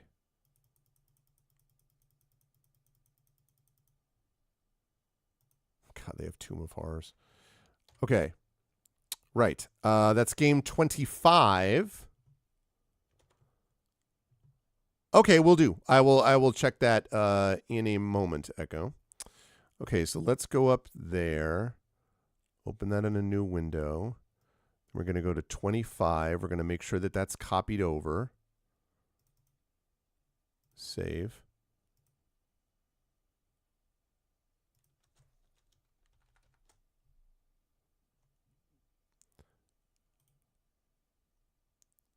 On the board game. Okay, so we do that there. Then we're going to do this. Copy. Paste. Okay, great. So that's that. So that means now, if I got that right, yep, there they are. Add, add, add, add, add. All right, and begin adventuring. We're just going to start this so I can save it here. All right, nearly a century ago, the Archmage, Igwulf, sent her evil minions to conquer the lands around her abode. So successful was she that the marches of Perrinland were subjugated for a decade. Great was the loot brought to Igwilv's lair in answer to her insatiable, or as it's spelled here, insatiable demands for treasure. Ah, okay. Legend states that the Archmage gained much. I mean, I did that as well, but I couldn't finish it. Oh, the old TSR board game. The Archmage gained much of her prowess from discovering the lost caverns of Sosanth, wherein was hidden magic of unsurpassed might. It is certain that Igwilv ruled her domain from there. There she also conducted her arcane experiments and rituals trying to further increase her powers. These experiments were her downfall, for during one she accidentally freed the demon Grast, whom she had imprisoned and forced into servitude. There was a terrible battle, but although the demon was forced to flee to the abyss, Igwilv was so stricken from the contest that her powers and strength were forever lost. With the wane of her evil, Igwilv's realm was sundered. Her former henchmen and slaves stole her treasure and scattered to the four winds in the face of enemy armies. The Archmage, however, used the last of her power to prepare a hiding place in the caverns for her remaining wealth. Legends say that this included several tomes of great power. What else might be hidden no one knows, for no one has yet discovered Igwilv's hoard. That Igwilv is long dead and gone cannot be doubted. Until recently, though, the stories of her secret cache of treasure in the lost caverns of Sosanth were regarded as another grandfather's tale to amuse younglings. Cartloads of tapestries and rugs, statues, and rare art objects have been recovered over the years, as well as chests of precious metals, sacks of coin, and coffers filled with gems and jewelry. It was believed that all their treasure had been looted and that no magic or wealth remained. However, recent investigations have indicated that more magic did exist and that Igwilv possessed it. Igwilv's lair was definitely located somewhere between the gorge of the Velverdeva River and the hills east of the town of Crestable. The realms of Ayuz, Perrinland, and Ket have sent expeditions into the Yatil Mountains seeking the exact location of the taverns. The few that have survived have all failed. Welcome to the realm. Game 25. The definitive UA conversion of Dungeon Module S4, The Lost Caverns of Sosanth. Let's see. And Dungeon Module WG4, The Forgotten Temple of Tharadzun. Your party has been gathered by agents of the Margrave of the March Abyssal. He tells you that there are political considerations, which he does not explain, that prevent him from searching for Igwilv's trove. However, it is vital that the treasure not fall into the hands of his enemies. Your party's goal is to get the treasure before Bissel's enemies do. The Margrave has provided you with horses and a map showing the most probable location of the lost caverns. The Margrave also gave you an escort from Thornwood to a narrow trail leading into the Yatil Mountains. These mountains were the very heart of Igwilv's old domain. He tells you that any treasure or magical items taken are your reward for undertaking this perilous quest. However, you are warned under threat of dire punishment not to allow any magical items to fall into evil hands. You've examined the map and come to the surety that you are in the general area of the Lost Caverns. You have no additional information to get you beyond this point. Only a scrap of parchment with a bit of doggerel on it might be a clue, or it might be of no use whatsoever save to mislead you. The horn of Igwilv pierces the heart. Look over your shoulder before you start. How many sorrow, foolish men, because they didn't turn back then. After a journey of a se'nnight, your band has reached the foothills of the Yatils without incident. Before you is the winding path leading into the grim mountains. Behind is the escort of horsemen riding for home. Fortunately, you have sure-footed, mountain-bred horses given to you to assure a swift passage to your destination. Vellum map secured safely for the return trip home. There's naught else to do but proceed with the quest to find the lost caverns of Sosanth. You look about, trying to keep a mental image of the trail at the end of your map. You'll need to return to this place if you ever hope to go back to the realm to reap the benefits of success. Alright, first of all, let's get the order of this right. We're going to put Echo right up front. We're going to put Hilness with his negative AC right behind Echo. We're going to put Arcana Spot in third. Actually, maybe I'll put Arcana Spot back here. And then we put Shadow Mage, Nonstop, and Effect Life. Great. Okay. Now we're going to save this under Game A. No, I do not want to exit. But I do want to find it. I've been around this game and I.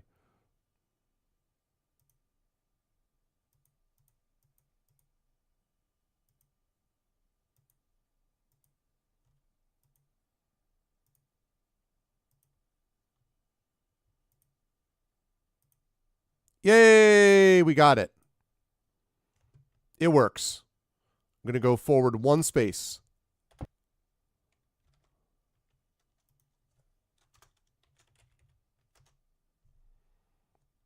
Okay, let's save the map. Oh, God. What'd I do? What'd I do? Okay. Woo. No. Save. A. No, I'm going to save it under two things. J. No. And then save. A. Yes. All right. Good stuff, everybody. That was fun. We got through it, and now we are on to Lost Caverns of Sojsanth. And then after that, we're going to have to see. We're going to have to look for levels 10 to 12. There's a lot of like 15 to 20 and stuff like that. There are some that are like 11 to 15, a couple of them, I think. But we will definitely have to look elsewhere. That was a good time. I really enjoyed that a lot. And yeah, we are making great progress in this. And the fact that there are all these other ones that another party could theoretically go through. Well, but doing the longer one would have been difficult, Echo, because then doing the longer one would have meant, because we'll still be able to do Slave Lords. Problem is if I, with another party. But if I did that one, I wouldn't have gotten it finished today. So, and I was able to get these other shields too. So it's good. It is lovely stuff. And as always, Tefnut be with you. If you enjoyed this today, I hope you will consider following the channel. I hope you will check out our YouTube. Thank you for those of you who are watching me over on YouTube. I appreciate that. Please subscribe to me over there. We've gotten more subscribers. We're at a new record. We are now 1,071 at last check. So please continue to support us over there. That's appreciated. And sub to us here on Twitch. Discord is, yes, I will check that for sure. I will check that for sure, Echo. Exclamation point ARVCord. Oh, actually, while I'm at it, let's see. Wow, there's some gorgeous pictures there. I like all of that, but the best one is the first picture there, Echo. That's an amazing picture. Wow. I love that with the sun peeking through the trees. That's super cool. Very nice. Thank you. Thank you. That's really, I really love that. I like autumn woods quite a bit. Well, thank you, Leonardo. And again, thank you for coming and telling me that you're enjoying the book. And please, keep me posted. I hope you continue to enjoy it, but that means a lot to me. So thank you. And spread the word. Let people know. If you like what you saw and heard here, remember that I will be over on GOG.com in about 25 minutes. I'll be playing Songs of Conquest over there. And I will be back here tonight at 9 p.m. Eastern with the Arvocalist playing a game called Growing Up, which is a very different kind of game than this one. But yeah, it'll be a lot of fun. I'm looking forward to it. And then Thursday night, I'll be back with more of this game, and Saturday, more of this game as well. So you've got some more Forgotten Realms, Unlimited Adventures, The Realm in your future. If you like what you saw and heard, follow, support the YouTube, as I said. Discord is !ArvCord. Twitter, !ArvTweets. Next Realm stream is going to be Thursday night at 9 p.m. Eastern. Because I'm always coming home from work, though, that sometimes starts a little later, Tom. Sometimes between 9 to 9:15, sometimes 9:30 p.m. Eastern. But it's supposed to start, hopefully, around 9 to 9:15 p.m. Eastern on Thursday. That is the next stream for Forgotten Realms. Where was I? I was talking about it in Discord. Oh, yes. Twitter, !ArvTweets. Blue Sky, !ArvSky. Website for all this. What's up, Yudo? Oh, man, you're coming in just as I'm heading out, I'm afraid. But it's good to see you, man. I've actually lurked a couple times in your streams over the last couple weeks, so hope all is well. You folks should be following Yuto Tenchi if you haven't already. Long-time viewer and stuff like that. Yeah, man, I stream, on these days between 12 and 3:30, but I'm going to be over on GOG.com's Twitch channel in about 25 minutes playing Songs of Conquest. So I am still going to be streaming, just not on this channel until tonight. And tonight I'll be playing Growing Up with the Arvocalist, which is kind of a visual novel type thing. So definitely worth doing that. Exclamation point, Twitter and Blue Sky. Right. Website, arvinelrun.com. Don't forget to check out Hearthglow, my actual play podcast, which we record at the historic Klein Memorial Auditorium in Bridgeport, Connecticut with C.S.E. Cooney and Carlos Hernandez and Adam Petrosino and Zach Clay. We've been having a lot of fun doing that. We've got that going on. We also have got, of course, our Gen GM show, Zach Clay and myself, so you can check out videos there. A lot of that is accessible through my website. On the financial side, !Arv shop is my merchandise area. !Arv Treon, that can get you cool stuff for yourself, including critiques of your writing, including epic character backgrounds written for you, epic poems written, a whole bunch of those things when you support the Patreon. So please do that. It definitely helps us out and moves us towards various channel goals.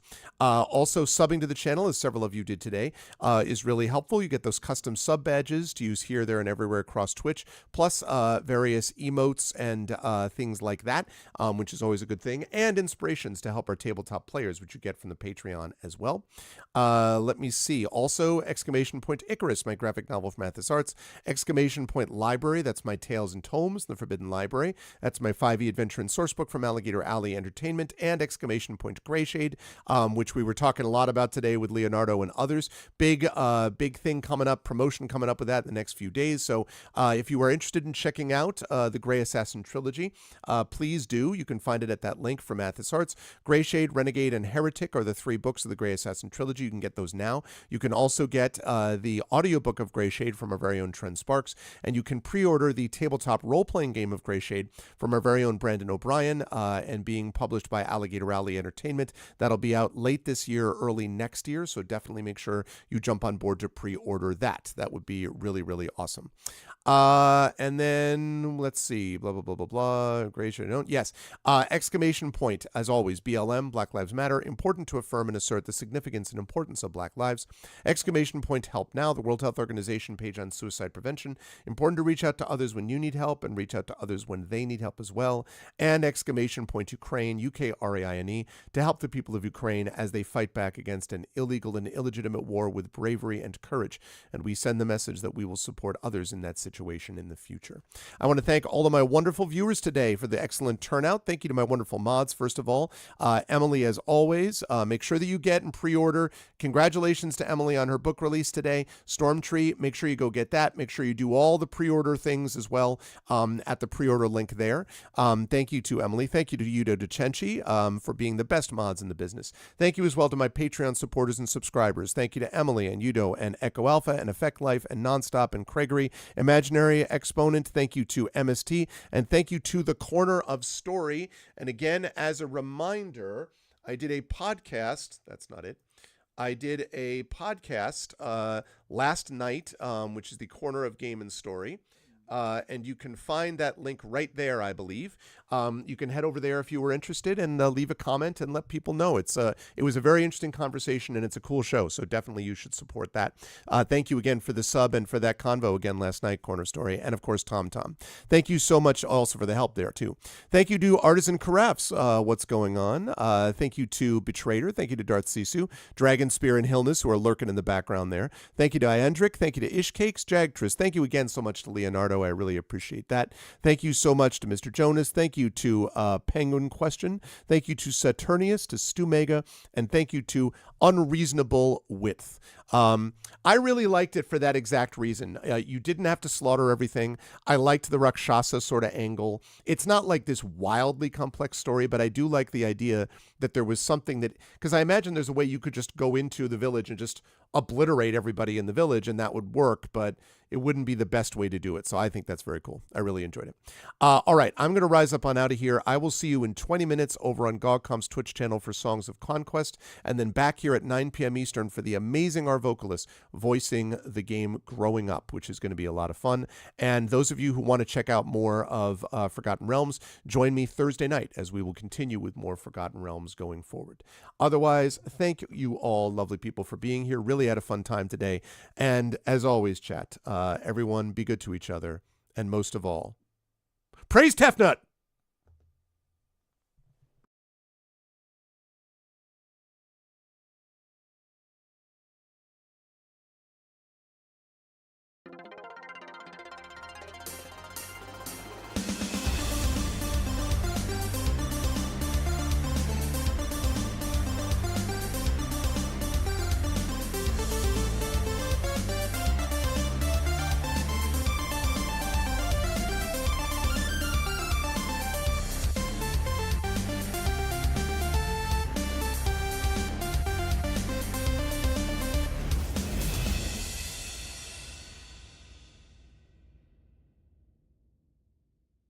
Huh?